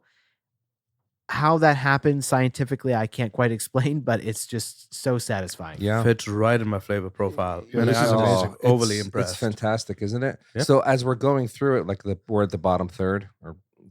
Yeah, last third. It hasn't ramped up in the body's increased a little bit, but the flavor has gone for me through the roof. Yeah. And the strength is kind of, it's not got no, like an oomph to it. No. It's very pleasant. It's very sophisticated. Yeah. Very That's the sophisticated. age, honestly. Yeah. I think this has to have, like, I think I bought this 3 years ago. I bought it in 2020. Late 20, yeah. So I'm sure it at least had another year. It's got to have at least 4 years. Yeah, this is really, really good. All right, so back to Laguito. Okay. Senator, you were So we went through the barrels, fermentation, stripping. What? Blending and kind of sorting and the binder and filler. I mean, from there, rolling, which we saw. I mean, they have some unbelievable rollers, of course. People that have been there for 40, 50 years. So talking about that for just 2 seconds, you know, the other factory that we went through that I know we're going to talk about, the process is identical, right? They've got their various layers that they're putting together. They press them. How long are they pressed for? Because they go in a press and then they continue rolling and they do another press. Do we know that? I don't know. It might depend on the Vitola. Maybe. I'm not entirely sure. I don't think it's that long. I don't think it's that very long long. because Okay. I think it gets draw tested and right to wrap I see. pretty I see. quickly. Yeah. I think they're aging in the box or in the storage room in the cold rooms. I think they're going right from bind to draw test to wrap. Compared to like New World sticks, Cuban cigars are not that aged to No. begin with. No. The tobacco is not that Nope. aged, and nor do they age them after they box them. Sure. That's They kinda true. just push Yeah. them out. Yeah. So on the rolling process, another kind of light bulb moment for me was Danilo talking about, and we mentioned a little bit of this in saying that you get a box of cigars and they're rolled by 20 people. They're not all rolled by the same person. But in that, Danilo was talking about, and we've had episodes about this, spotting counterfeits. And Danilo was saying that a tell, so he's like, number one, when you open a box, they should be color matched. If they're not color matched, it's fake. This is a great point. That was number one. Yep. He said number two, which goes to the rolling process, because those sticks are rolled by so many different people, he said, look at the cap of the cigar. He says every roller could tell you Their own cap. their own cap signature. that they rolled. He said, It's so as if you- they signed it. Exactly. Yeah. So he said, if you open a box of cigars and all the caps look almost identical, it's fake. There's no way. Yeah. Because there's Yep. tons of different rollers who rolled them. They should be different. Yep. And that was where also I think we're trained to think that like you open a box of cigars and everything should look perfectly Sure. uniform. So I was going to go to that And point. it's the opposite. Yeah. So you're actually looking for slight defects. Yeah. He did mention that in some of the leaves, if you see a slight green, Or discoloration. right, a slight Discoloration. discoloration, you actually want to see that that's a mark of a A normal, Yeah. natural, Yeah. authentic cigar. exactly right. It's And he also it's a mark of authenticity. even on Bihique, which is their premier Sure. line, which has the most pristine wrappers, he said you still want to see slight imperfections. Sure. Now they're going to ban the cigars with the name of Cohiba Bihique on the top of the cigar. They want the cigars to look great, but if you take those cigars out and you look at them, if every cigar is absolutely perfect, no imperfection, You've got a problem. you've got a problem. Oh yeah. Absolutely. Yeah. But that's the thing. Tying into that's another way because we've learned through my Monte Fortuna bullshit with the fake box of Cohiba Robustas I bought. You can't trust the band, you can't trust the seal, you can't trust the warranty, or the serial code. Even the box date can be faked. But this is another layer of authenticity: is that if you have a perfect box of cigars, it's likely fake. Yeah, and that's the thing. I just think if you're not as deep in this rabbit hole as we are and other lizards who obviously smoke a lot of cigars, you're just kind of trained to expect or think that a box of cigars should all look uniform. And so you're buying a box, and if you see something that looks a little different, you're trained to think that maybe is a fake box when it's Yep. the exact It's the opposite. Very So illuminating. key points. I mean, I never even, when you open a box, you never look at you look at the cap of the cigar that you're smoking, but you never look at all the caps of every single cigar and, to notice the variation. But now we will. Yeah. Yeah. Yeah. It's a great teaching point. Yeah. Yeah, we don't want counterfeiters to be listening to our That's true, Pagoda. No, we don't. If you're a counterfeiter, please tune out now. right now. It killed me when Danilo opened up that Behike to show us. Oh, he sliced it He open? sliced it open. Yeah. He took a Behike 54 and sliced it right in front of us. He said, "This is painful, but it's necessary." That's what he said. Yeah. He was showing us the media tiempo. The Yeah. leaf should be Yeah. right in the middle. Yep. Yep. Well, that's the thing. It was very clever. He was saying how with fakes, this is like his third tell in kind of this process, right? Like color matching, the caps and imperfections, and then this. And he was saying when you slice that open, every leaf should be a long individual leaf that whole. you could pick apart, a Right. whole Yeah. leaf. Whole leaf, Yep. right? And he said what the best counterfeiters do, he's like, you may slice it open and you actually start to pick out the middle and you're saying, oh, wow, it's whole, it's real. But if you keep going, they Yep. may at some point, it's a shorter film. partial Yeah. leaf. Yeah. And they're brittle. Yep. Exactly. Yeah. And that's the tell. And yeah, he did that. Actually, I'm actually gonna take when we go next time. I'm gonna take my fake box of Coros from that's Monte cool. Fortuna, Great and I'm idea. gonna give them to him Great idea. so that he can kind of.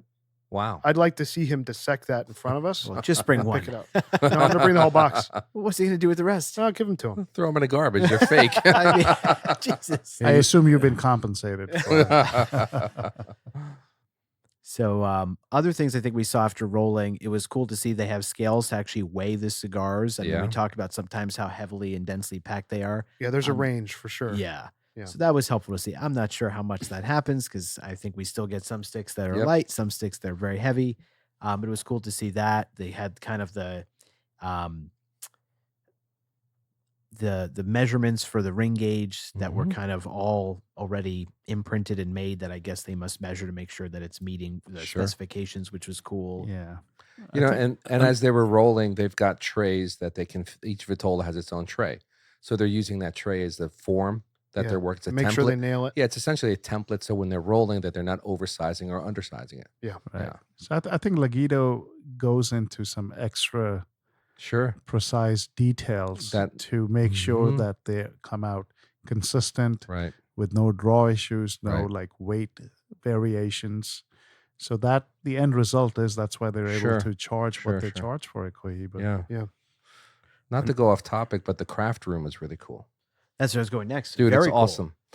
I personally love that because, going through college and we were, building architectural models and using glue and creating, images that you're putting on boxes and presenting and creating presentations. That was quite a beautiful room. It was pristinely clean. Only a few people were in there, and those are select people that know what they're doing. They've got a great eye and a steady hand.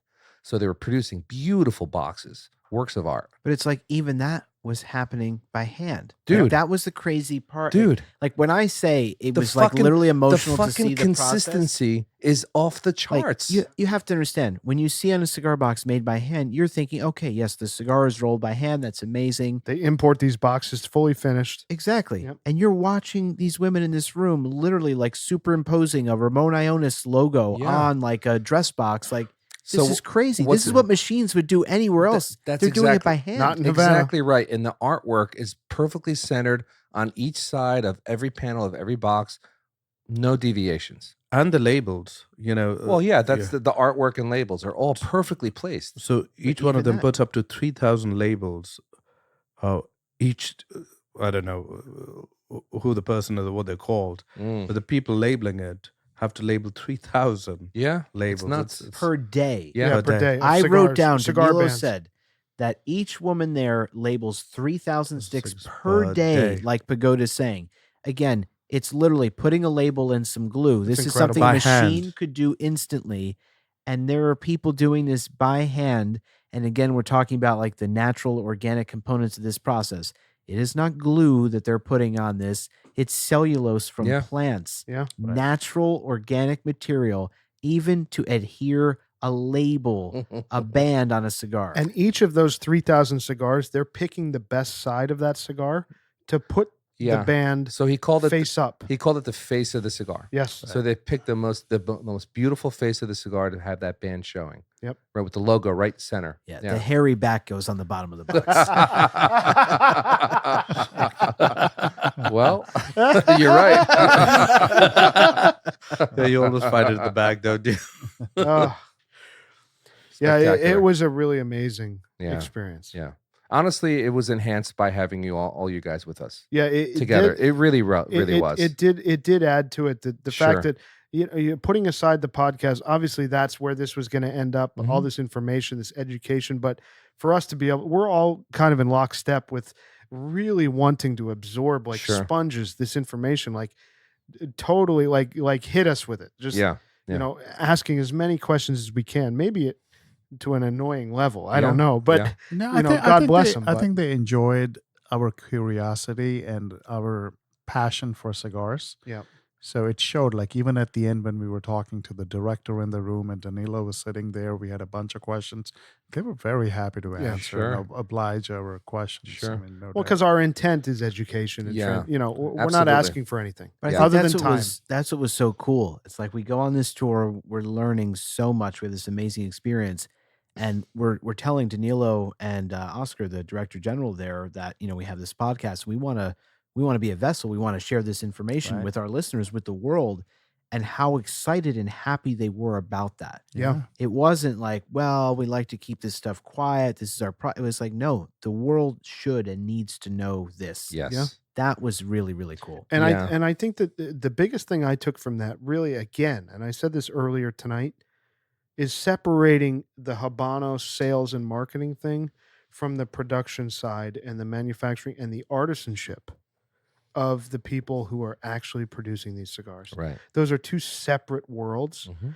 you know, and that was a big thing because we're sitting there with people who really give a damn Yeah. And about this thing. the true They're not making any more money No. because No, the they're prices not. have gone up. No, no, not at all. they really give a Yeah. damn. Yeah, and the true eye-opening experience for me, the byproduct of that, I think we mentioned this earlier in the podcast, is really how much for granted we took these cigars and how much we've now come to really, truly appreciate how they're made, the passion that goes into it, the technology that they've created, Yeah. literally with nothing. Yeah. So it really elevates, I think, the love and appreciation of the Yeah. cigar. I mean, I Yeah. wonder if the Bahique Torsador actually knows what that cigar sells for I don't know. and how much She'll have a heart how attack. much It's how true. much is making Yeah. a month. It Yeah. would be better if they didn't know. Yeah. Yeah. It's know? kind of a tragedy, honestly. It really is. No, it is. It's Yeah. shocking to them. And Yeah. we had, we obviously met plenty of locals while we were there. I mean, I remember someone asking, like, how much do these things cost? Because we're Yeah. all smoking so many Their cigars. jaw I dropped. remember that. And I mean, I said, like, 10 to 30 US a stick usually. And they couldn't believe Shocked. Yeah. that something that we would smoke and consume in an hour or two would be 10 to 30 US dollars. That's, Right. I mean, what they spend a month Times trying times to. 6. Yeah. Yeah. When I- Sometimes. When I gave Yvonne, our host, I gave him a couple cigars, when we were leaving, just as a thank you, because he was so hospitable. He was like nearly emotional about it. Yeah. And it's like, these are cigars that are produced 10 minutes from his home. Right. And he's never had one. Yeah. He's never had a Romeo y Julieta White Churchill. He's never had an Esplendido. He's never had a Cohiba. Like, it's crazy to mean, me. The same thing like we talked about on a prior episode about Cuba, the Tropicana show and how amazing it Yes. is. You go to the Tropicana show, It's all tourists. there's not a single Cuban there. That's right. All tourists. Which is a tragedy. I Yeah. mean, this Yeah. is Major their people tragedy.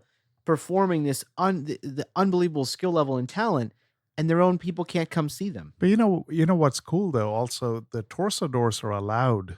I'm not sure if it's all of them or Yeah, some all of of them. them. All of Five them. a All of day. them are allowed to take home 5 a day, yeah. 5 a day. Yeah. which is amazing. So on the first trip in November, what I learned, and we learned this, every Cuban citizen does get an allotment of cigars, but the cigars that they get, Giz, Machine rolled. yeah, they're blue. They're these blue Oh, banded. yeah. They're They're probably all the Toros. scraps of Exactly, tobacco that's and they're on the and floor. they're truly they're rolling all fully machine made, minimal hands, and from what everyone was telling us, they were awful. They're just awful cigars, and they don't smoke them. You never. No. I very rarely saw a Cuban national Oh, in either of our trips. I've been there ever smoking a 20 cigar? days now. That's true. Ever smoking a cigar. That's true. You know what's also funny to me? The fact that there are so many rollers who are so skilled and have been doing this for so long and don't even smoke They don't cigars. smoke cigars. And the reason I say this is my parents, it's so funny. My dad there's some Cuban restaurant in New York that my parents both love. And there's a guy there, this Cuban guy, who will roll cigars there. And of course, my dad's become friendly with him over the years as he eats there. And I remember my dad saying to me, he was so confused. He goes, "This guy rolls cigars. You know what he told me? He doesn't even smoke cigars. Yeah. How does he know how to roll cigars?" That's strange. And I have the same line of thinking. It's just like, if you haven't consumed this product, how would you know what an optimal cigar should be rolled like? But some of the best stuff we've smoked are from rollers who don't smoke a damn cigar in their life. Yeah. You know, And that amazes me. it is amazing. It doesn't happen in the food industry. Every chef tastes what they Constantly make. tasting, yeah. Absolutely. Yeah. And I would assume this is the same with winemakers. I would think Oh, so. yeah. Yeah. But not with cigars. Very, very unique. So speaking of tasting cigars, we were able to sit at Laguito. So we finished our tour. We had an amazing experience. We were able to sit down and sit with Danilo and Oscar, the director, and we all had an incredible cigar from their private collection. Mm-hmm. I had an Esplendido. I think all of you guys had Bejiques, right? Bejiques, yeah. 52. And we had such an amazing It was great. conversation with these guys. Oh, yeah. Now, Amazing. For the first time, Oscar let his guard down a little bit. In November, He was not, yeah. Yeah, he was Yeah. truly serious, and he had a lot of pressure at the time. This time around, let his guard down, had a pretty good conversation. Well, Oscar let his guard down. I knew But I he- knew he was going he- there. he I almost- I knew he was going He there. almost had an aneurysm a few times, rightfully so. I felt very vindicated because, just for the listener, imagine the comedy of this. You've probably, if Hold you've on. What listened did to I this- do? Did No, I no, do no, something? No, not me. you. No, It's Oh, me. good. if you've listened to this podcast, you've probably heard at some point, especially when we were recording at my lounge, you've probably heard at some point Giz very ambitiously smoking away as he's trying to hand. hold this, 2-inch Oh, ash yes, I on his remember this. cigar. And Giz, you think you need to ash that cigar. It's going to end up on my floor or all over you. He's trying to impress the director. And so we're sitting in El Laguito, the Mecca, on these actually beautiful leather chairs that they have in Dark- this like main room. So dark blue leather with walnut grain ends. Beautiful. Beautiful chairs. And so as we're sitting there, Oscar, who's a very, very serious guy to begin with, Old school. he's Very just old kind school. of, I could see, he's just staring at Gizmo. And Gizmo doesn't speak much Spanish, so it's not like he's staring, he's about to speak in Spanish with him. He's just staring at him. I'm like, wow, this is strange. And he just looks at me, points, and he waves his finger, basically telling him not to ash his cigar on his chairs. Right. On the Because couch. Gizmo on the couch, because Gizmo is just holding his And arm, I'm talking with it. talking with it right over the couch, where if the ash falls, it's just going to burn in this beautiful leather couch they have. And multiple times tells him that he needs to keep his arm off the couch, that he better not ash on his couch or he's going to get very upset. I felt so vindicated. It was wonderful. I got scolded. I did not ash on the couch, by the way. at We know. Laguito. Well, we Good wouldn't job. have allowed that. We would never be invited back. I don't No, know we if wouldn't. I don't know if I would be here right now if I did. You wouldn't. Yeah, he was not happy. No eggs for you. No eggs. But yeah, it was a magical day. Yeah. I will forever remember that day. I'm so glad we got to experience Sure. together. I It think was it's really elevated special. our cigar game. It has. There's no doubt about it. Yeah. And those Bejiques, I will say, so again, I started this by saying, for me, Cohiba's been more marketing than substance. I've never had a Bejique before, primarily because I just assumed any Bejique I tried to source, the odds that are fake are so high, I'm not That's even true. going to take the chance. It's probably one of the most fake cigars in the world. Period. Yeah. And so to have a Bejique from El Laguito that obviously we know is real, and that being my first one, I'll smoke a cigar down, but I'm not one of these crazy guys that needs a roach clip at the end of the cigar. I don't smoke it that far down, but that Bejique, You mean to say like Bam Bam? like that, exactly. I like my cigars. But that Bejique, I smoked that thing down till my fingers burn. It was so creamy, so enjoyable. Just a special experience with those guys. That's high praise, because most of the cigars, actually every cigar you'll get in Cuba, they're very young and usually over humidified. I feel like what we got though was kind of a either aged or it was kept for a while. I'm from sure. Danilo. Yeah. I feel like we got some really. That's nice, part of his private stock, Yeah, so they're yeah. kept well, I'm sure. And I had an Esplendido and it was amazing. I'm sure. I just love a Churchill. Yeah. It was excellent. Yep. So yeah, So- I'm so glad we got to experience that. Is everyone's glass almost empty? Yeah. Yeah. Perfect. Yeah. So we had a great trip, but Yes, we there's did. another special occasion. It's a special day today. It's our fearless leaders, Señor Gizmo's cumpleaños. Indeed, it is. It's his birthday. Did they turn So- 20 today? There's only one way to ring in a lizard birthday. Oh, what is this? Sheet cake. Well, kind of. For the listener, I have no idea what's happening right now. Senator just disappeared. It's a box of Bahiques. Uh-oh, we got champagne, boys. We got champagne. Champagne! I see champagne. It's congratulations and It's a celebrations. special day. Just listen. Oh, jeez. I hear it. I hear the saber. It was hidden from me. They hid it from me. And a Here cake. we a cake too? Holy moly. Senator here apparently has a bottle of champagne. The saber, by the way, has a tassel on it, which is new. Here we go. The tassel's always been there. I never saw that before. And he's aiming it at... He's aiming it at me, not Pagoda. Oh! Happy birthday, guys. Thank you, man. Thank you, guys. Oh, yeah. This is a complete surprise. Now, we're not going to be the most civilized. So everyone's got to kill their rum and we're going to drink out of the same glass. 100%. Absolutely. Hit me, baby. So we got some champagne here. All right. Thank you, Senator. Very kind of you guys. Thank you so much. You need to blow out this candle. Oh, shit. Hold on. Do I need to make a wish, Bam? Yes. Thank you. Does it need to involve you? Always.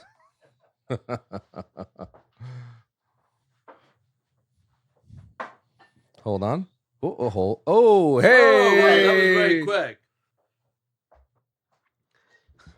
Well, thank you, boys. Happy birthday, Gizmo. Very kind of you. Love you, man. That's a Happy nice birthday. surprise. You Yeah. guys are good at this. Because we love you. That was completely unexpected. Oh, yeah.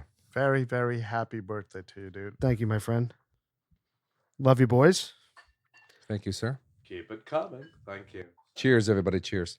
Salute to many, many more. To Thank you, guys. Cheers. Thank you. Thank you all. I love you. our fearless Cheers, leader Cheers. and producer, Love We you love all. you. my man. Cheers. Senator, thank you. Cheers. Cheers, boys. Thank you, guys. To Gizmo. To Gez. Oh, that's delicious. So what champagne is that? Paul Roger? Paul Roger. Yeah. My man. And a delicious chocolate mousse silk cake. I can't wait to dig into that That's after fantastic. we end the recording. I also have to say, it is your birthday, so there's one day of the year I have to be nice. I will say, our Cuba trip. Yeah. Gizmo was there in November with Bam ahead of the first trip for Rooster, myself, and Pagoda. It pales in comparison to what we all experienced. He put in such a tremendous amount of work in figuring out kind of how to elevate this trip. Yep. The lay of the land, transportation. I mean, everything we could possibly need to make this already great trip extraordinary. We owe you a debt of gratitude. So I Absolutely. just want to say thank you. Salute. Yeah. Cheers. And, It was a to, great, Thanks, great salute. to many more it was trips. flawless. It many really more was trips flawless. in support It of was the a Cuban great- people. Seriously. in support of the lizard people too. Yes, That's sir. right. Cheers, boys. Cheers. Yeah, it was a Salute. great week. Phenomenal week. Mm. And I'm glad we got to experience it together because I think some of these things that we did get to experience, Laguito, Corona, these restaurants that we talked about a few episodes ago. I mean, we really had an intense but relaxed. That's what's amazing about Cuba to me. It was so intense as far as the experience, the education, the people, everything that we had. Yeah. But it was so relaxed. We had such Yeah, like there I was- felt no stress. There was an overlay of the Cuban lifestyle yes. that really made it very smooth for us. Yes. But Yeah, I, and mu- very I enjoyable. must say, Gizmo, your attention to detail Yeah. Impeccable. and, everything that we had beforehand and made us kind of like, everything went so smooth because of that. yeah. Yeah. I Very knew seamless. exactly what to bring, and Yeah. like Everything. Senator said, from transportation to the arranging the casa, the breakfast, the dinner reservations, Sure. all Every of day. that, Every every, day. To the single day. Getting the smallest of details that end Yeah. up being important to making sure we have butane so that we can light our cigars outdoors. Sure. To, Oh my God! I yeah. mean, it's Giving just, us like Amazon list. Get this, don't get that. I mean, get this Right. adapter, get this lighter, Bring your Imodium, get your Tylenol going, get the amoxicillin, all of that. Yeah. get the Oh, Z, yeah. get the Z Get pack. the Z pack. Now that Imodium saved me one night. I know it It did. really did. And a few of us here. Yeah. No doubt. oh yeah. I'll tell you That helped you rally. Tremendously. That helped you rally. Dude, You rallied Bam Bam was on fire that night. every night, baby. Oh, yeah. No, but cheers, boys. It was. Listen, I can't wait to go back. That's Yeah. number one. I told my wife when I came home that I was in like severe withdrawals.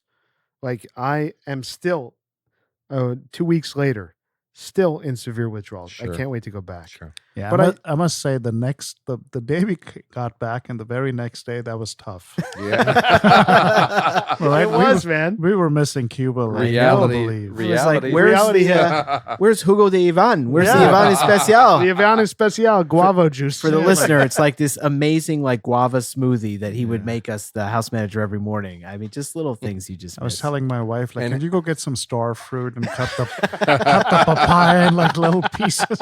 Don't forget his hot sauce that almost kicked my ass. Oh yeah. Oh, can we tell that story? But That it was was all right. amazing. Okay. you're weak. Oh, It God. wasn't. It was Honestly. it was like an oil. It was an extract of some kind of peppers. Dude. I mean, I thought I can normally handle like good amount of heat, Me too. and I went overboard. and No, I said, you- you know, if somebody asked me on a scale of like 1 to 10, what would you rate it? I'm like, I think this is like a 7 or 8. Which and for then- any normal person, that's like a 20. Yeah. For him. Yeah. Yeah. So And I Bam goes, it's a 3. Nah, it's a It's a 3. 3. so initially it was a 3. Within 2 minutes, it went to a 10. Dude, I, Bam Bam was doing jumping jacks. I couldn't sit Literally. in my seat. And Yvonne was like, oh, loving every second of it. We were too, by the way. We were too. I'm sure. That was great. It was a great week, man. Oh, yeah. So for the listeners out there, we're going to continue this. So this is part 2, I guess, of our recap. We're going to keep rolling on this in the next few Cuban episodes. So I guess 2 weeks from now, and continue on from there. But man, we had a phenomenal week, and this visit to Laguito was really one of the highlights, not only of our trip, but it's going to stick with me for the rest of my life. Of course. Because it was so Yeah. Now- absolutely educational, memorable. We really were in the thick of it Sure. in a way that I think that is unique.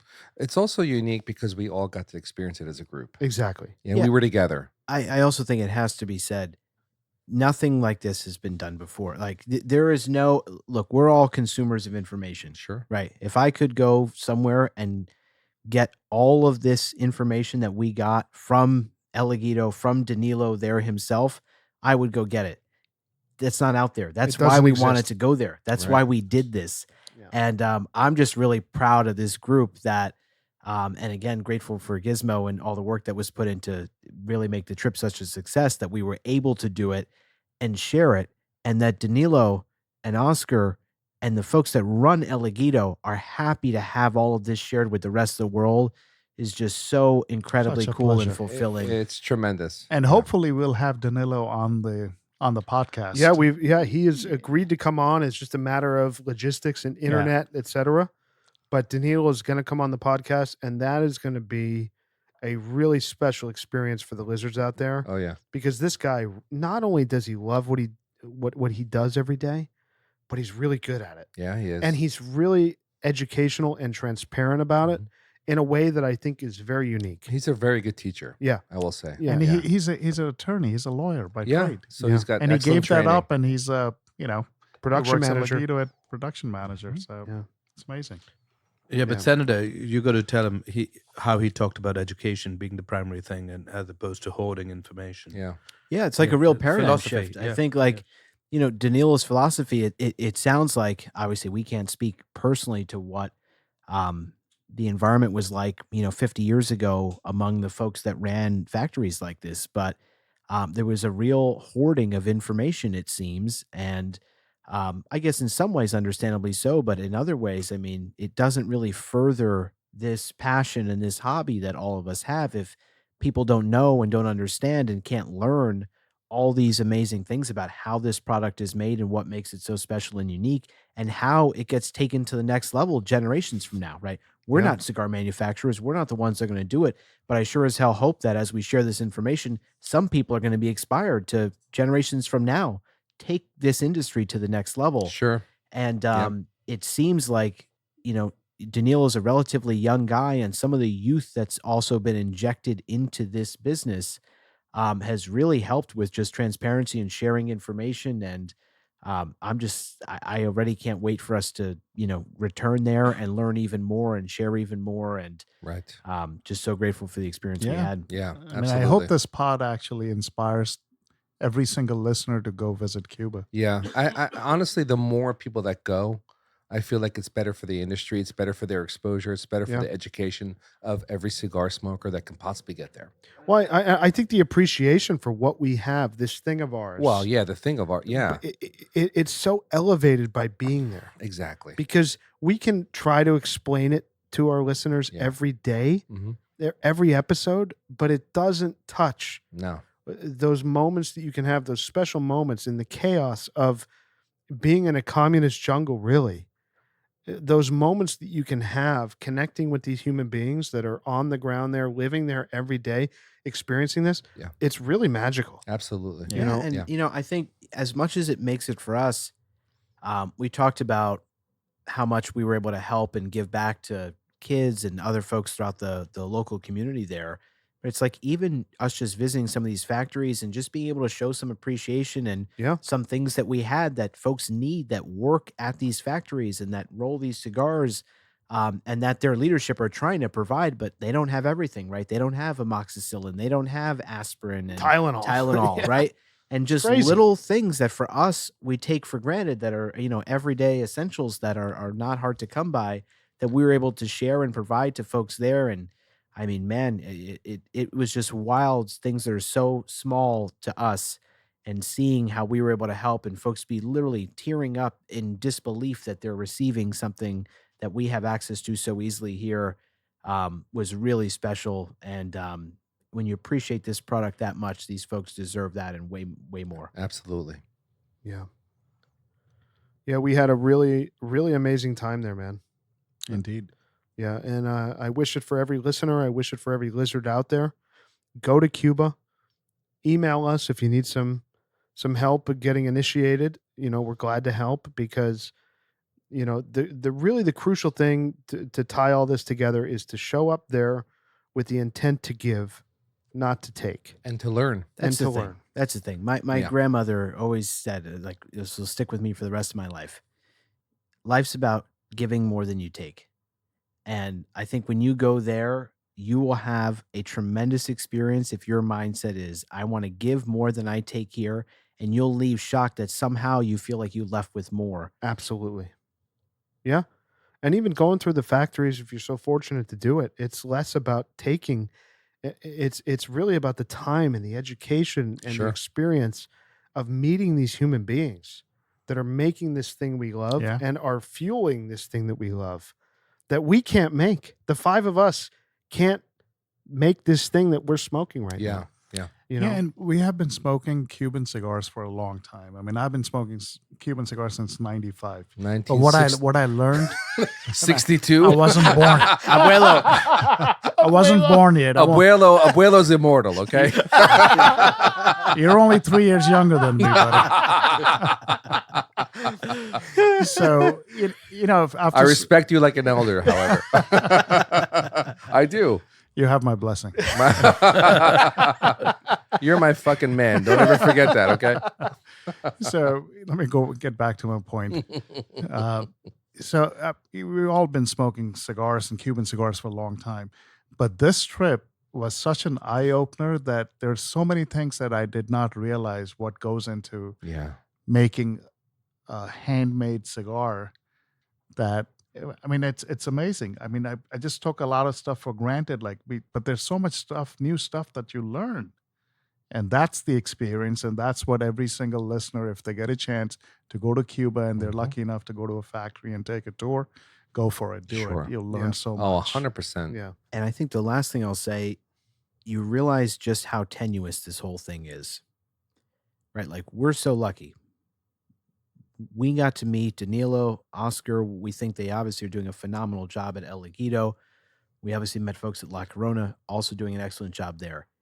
If the wrong leader were in charge of any of those operations, this whole thing Falls could be apart. so different. It could never have It happened. falls apart real quick. I have such a new appreciation for how tenuous this whole thing is. Like it's hanging on by just a few threads. Individuals who have really made this spectacular and who have made the product that we consume so enjoyable. And if that weren't the case, we could be having a very different experience Sure. and never be able to appreciate these cigars in the way that we do now. So Yeah. even that, it's special. Yeah. Well said. Yes. So that's it on Laguito. We had an amazing experience, and we had an amazing night tonight. So we had the Santiago 20. Amazing. I can't wait to do. Did we rate? And No. we're about to. I can't wait. We're for the almost rating. 2 hours in, and we're about to Yeah. rate Hey, it. listen, why don't we keep it simple and call it 10-10? 10-10 wins. Well, no. 10-10 No. We have to do our rating. And, Absolutely. and the cigar too. I Yeah. mean, this Ramon Tremendous. has been an amazing finish on the Ramon. And I gotta say, so we're about an hour 45 into the pod. Is that all? Yeah, but I feel like that cigar lasted for the length of it, 5.5. It Yeah. lasted way longer Cheers. than I expected it to. Like we smoked it pretty slowly. Maybe it was Still because going. of the density of it. Well, I don't know, but Honestly, it's delicious to the very end. I smoked it all the way down. And that's rare to see in Yep. Senator's hand. Yeah. It's Same here, yeah. delicious to the end. And Abuelo is just lighting up a cigar. Yeah. The abuelo middle finger comes out. All No. all By you the- motherfuckers will get there one day. I think it's that 10 bucks. No. So you know what? I've shifted my abuelo moniker on him. El Jefe. Oh, El Jefe. No- El Jefe. No doubt about it. El Jefe. Baller, connoisseur corner, everything over there. That Amen. man. Rooster. Thank you, Ben. My man. High praise, baby. All right. All right, so let's do the formal liquor rating on the Santiago 20. Bam Bam, you're up. No, it's clearly a 10. I mean, clearly. Yeah. Do I have to pull out the calculator for this? Nothing else said. All right. Yeah. Pagoda, you're up. Regardless, 10. Let's keep it regardless of the- simple. Yeah. So the cost, it's an expensive It's bottle. $160. But the experience Worth that it. you get is really unparalleled. For a rum, I'll tell you, I'm not even a rum drinker. This is fantastic. Yeah, it's really special. Just Yeah, do it's it. a good Sure. rum. If you can get it, if you can buy it, Yeah. you'll Yep. love it. Senator. So we didn't talk about the rum as much as we probably should have. So I want to It's say true. a little bit about this. Yeah. Okay. Santiago 20 is the smoothest rum I've ever had, period. Nothing is close. The viscosity that it has, the complexity of the flavors. It's got great legs. It's got great legs. Yeah. It's sweet, but not too sweet. Just right. I think probably the perfect balance. Skews a little on the sweet side, but still really, really well balanced. There's nothing like it. I mean, it's like, I don't understand why other rums don't drink like this. Or try especially to or try to emulate right. that 'Cause- process. But that they have. might, but it's because of added sugar. Yeah, sure. Which this doesn't but have. they don't. That's the problem I have. That's the funny thing. Right. So I think of like, I've been gifted Ron Zacapa XO. That's like it's like a $200 bottle of rum. But it, even with all the additives, it doesn't drink anything like this. Right. So man, it's such a special spirit. It's absolutely a 10. I wish it were really easily accessible in the States. I would buy Sure. this I wish it was. by the caseload. But if we haven't convinced a listener to visit Cuba for the cigars, if you drink rum, this alone is worth pursuing there. 100%. Incredible. Yeah. Incredible. This was the first drink, I think Rooster mentioned, the first drink that we had in Cuba. That's true. Melia yeah, Cohiba. at Melia Cohiba. Yeah. And I was sitting there as if I had died and went to heaven. I'm like, What a great way to start. how really could is. how could this trip get Pagoda. any better? I'm like, this is And- absurd. And that was after being up since 4 a.m. to That's get to the airport. That's Yeah. true. Right? Yeah. It was a long day. All right, so Senator, what's your rating? 10. It's a 10 for me, boys. Great. Absolutely a 10.0 Excellent. for the Santiago de Cuba. 20 years. Amazing, amazing rum. Amazing. And even at $160 to get a 10 at $160, That's difficult. that says something. Yeah. Because we do listen, whatever any lizard here says, we do factor in value. And even at $160, this is an absolute 10.0, if not more. Sure. Perfect rum. Agreed. We do. Like, I think of other spirits that we've rated at 10. I mean, like Remy Martin XO, that's a $200 bottle, Yeah. 220 some places. Yeah. At $160, this holds its weight with any top shelf high-end spirit. Any spirit. Whether it's a single malt scotch, a bourbon, 100%. Yeah. a cognac, anything. Yeah, and you've got to remember as a listener, right? Like when a spirit is that expensive, we are a little more harsher towards the ratings. It's true. So when we go and rate it a 10 after it being that expensive, it's definitely worth a try if you can. Yeah, it says so much about it. Yeah, it's true. 100%. Good point. Are you guys ready to do the formal lizard rating Yes, sir. on the Ramón Allones number 2 EL? Rooster, you're up. So good. So good. Yeah. This cigar has really changed. Yeah. I mean, it would have gotten like a 6 when we initially tried it in 2020. But this cigar is a 10 now. Wow. Wow. Wow. It's a 10. Wow. Yeah. Yeah. I completely agree. This is one of the best ELs, regionals, Cuban cigars I've had. It's one of the best ELs I think I've ever had. I think it's the best EL I've ever maybe had. like So we mentioned this earlier. It's the best EL we've ever recorded on this 100%. podcast. There's no doubt about that. definitely. On the podcast, no they're doubt. going further. I'm going further than that. It's the best EL I've ever had. Ever. Oh, wow. Yeah. Okay. Absolutely a 10 for me. Great. No question. Senator? This warms my heart only because I gave this cigar to Gizmo for his birthday 2 years ago. Yeah. So this we're is a man smoking it on his birthday. on now. his birthday now. Yeah. Wow. And this Yeah. is a man who has everything. Everything. This That's is not like true. almost everything. Right. This is one of the few cigars he didn't have that I was like scouring my humor like, fuck. Oh, well, Lucy, he's got that. Oh, he's got that. This was one of the few things. So I am so like your score alone has made this night for me Awesome. because the fact that I can give you something that you enjoyed that much, that's awesome. Amazing. I'm also going to give it a 10. I mean, when I had this the other day, Wow. that was a 9. I don't know how or what, or this cigar knew it was going to be on the big stage, and this was the time to prove that it was worth it. This is a 10. I mean, it was all the way through, down to the nub. Perfect. Thoroughly enjoyable. Yeah. And you talk about the price point, even at what it's going now, 50 something bucks a stick, like the fact that this lasted this long, that this almost provided 2 hours of flawless enjoyment. It's flawless. It's worth it. I mean, that's like, 2 sticks that would smoke an hour a piece or even 45 minutes. And you divide that, right? That's 20 something bucks a stick. Even the value for what it's going for right now, I think is worth it. And the fact that we're giving this a 10 now, I mean, it can only get better with another year or two of age. I think this with age is going to get, Wow. it's going to be even better. We shall see. Absolutely. Pagoda. You're 100% right. Pagoda. It's very simple. It's a 10. Wow. Bam, bam. So I hate to be. That was Rooster exerting his. So you can all see that I'm smoking this down to the nub. My fingers are burning. It is probably one of the most delicious cigars I've ever had. Let's Keep go, going. Abelito. Keep going. I'm taking notes. But $50 a cigar.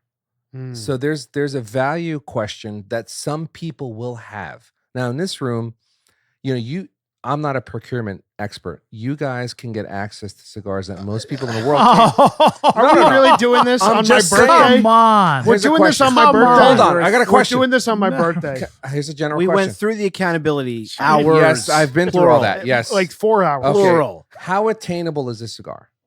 If Very. you want it, you can find it. Right now, I can get Sure. the Yes. cigar? Do you know why you can find it, Bam? Because people like me bought this when it first came out, and then you couldn't find it. That's when everyone bought it.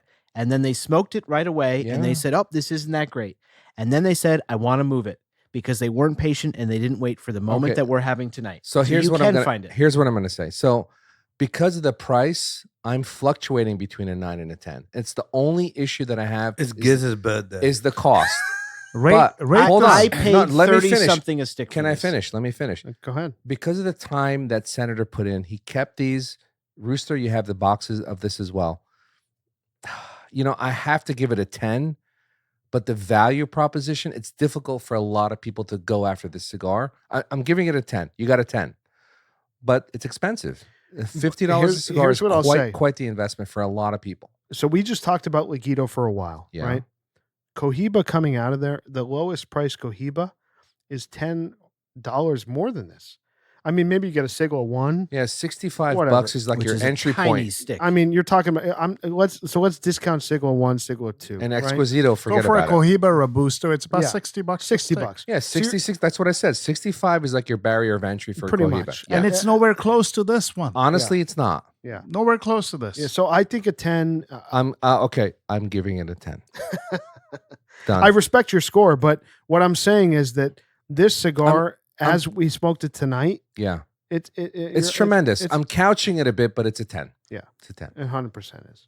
I'm glad you gave it a 10 because Yeah. I Would was have been a about to riot. not share any more cigars with you if you get any lower.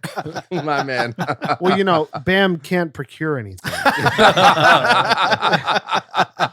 The Lucy cab in his tower just appeared. It did. I'm learning. I'm learning. Thank you. Well, boys, what a fantastic night. It really First is. off, thank you for the champagne and the cake And the cigar, Senator. and the cigars from Senator. Yep. What an excellent pairing. A 10.0. This is the first time ever a 10.0 for both the Santiago del Cuba That's true. rum, 20-year rum, and the Ramón Allones 2019 EL Allones number 2. What a luxury experience we had tonight. Absolutely. Yeah. And to be able to share with the listeners our experience at Yeah. Laguito, hopefully the first of many, what an excellent way to share that experience. Tremendous night.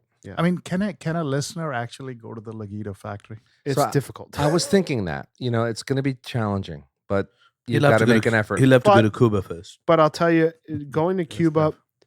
going to Laguito is great, but going to Cuba is not defined by our experience at these factories. No, which it's is not. why, by the way, 2 episodes ago, we started with your first visits, our second, going to Cuba. It had nothing to do with cigars No? because the value coming home, really, the cigars elevate it, sure. Going to Laguito, sure.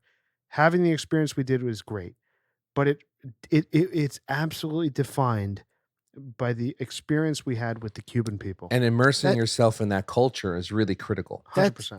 That's the operative point here. Yeah. Right. The You're not immersion. going to Laguito leaving with stuff. Yeah, we You're not didn't going walk there to away with get cigars. anything. Not a single one. Yeah. The value of going to Laguito is the knowledge. Yep. And thanks to Danilo, we've been able to gain that and share that. Yep. And so if I'm a listener, I don't necessarily have to go to Laguito to define my Cuba experience. All the other reasons that we've enumerated in a prior episode where we talked about the magic of Cuba, that's why you go to Cuba. Exactly. This is just to enhance that experience by gaining knowledge that I hope we have shared sufficiently with listeners that they feel that they now know exactly what Danilo would want the world to know about what happens at Laguito. Right. Exactly. Right. And for us, it was an education that we're able to share with everyone. Sure. It's like But we If- learned a if- tremendous amount. if we're never able to access Laguito again, I'm fulfilled. Yeah. That's Every right. time we go to Cuba, I'm fulfilled. Right. I'm good. In the same because- way I said earlier, if someone had the same experience we did and shared this with the world, I wouldn't need to go there. Exactly. But it didn't exist. That's why we did it. Yeah. And I'm so glad we did. And I'm so glad we were able to do it together. So, all right, boys, a fantastic night. A 10.0 for both the rum and the cigar tonight. Phenomenal. Gizmo, how would you rate your birthday? 11.0. There you go. That's what we want to hear. My man. Yeah. Thank Happy you, boys. birthday, man. My I man. appreciate you all. Yeah, I sure. love Happy you all. birthday. Love you. Thank you, Love you. guys. All right, and we'll see you next week. Hope you enjoyed this episode. Thanks for joining us. You can find our merch store and ratings archive at our brand new website, loungelizardspod.com. That's loungelizardspod.com. Don't forget to leave us a rating and subscribe on your favorite podcast platform. If you have any comments, questions, if you want to reach out, say hello, tell us what you're smoking, email us, hello@loungelizardspod.com. You can also find us on Instagram @loungelizardspod. We really appreciate your time, and we'll see you next week.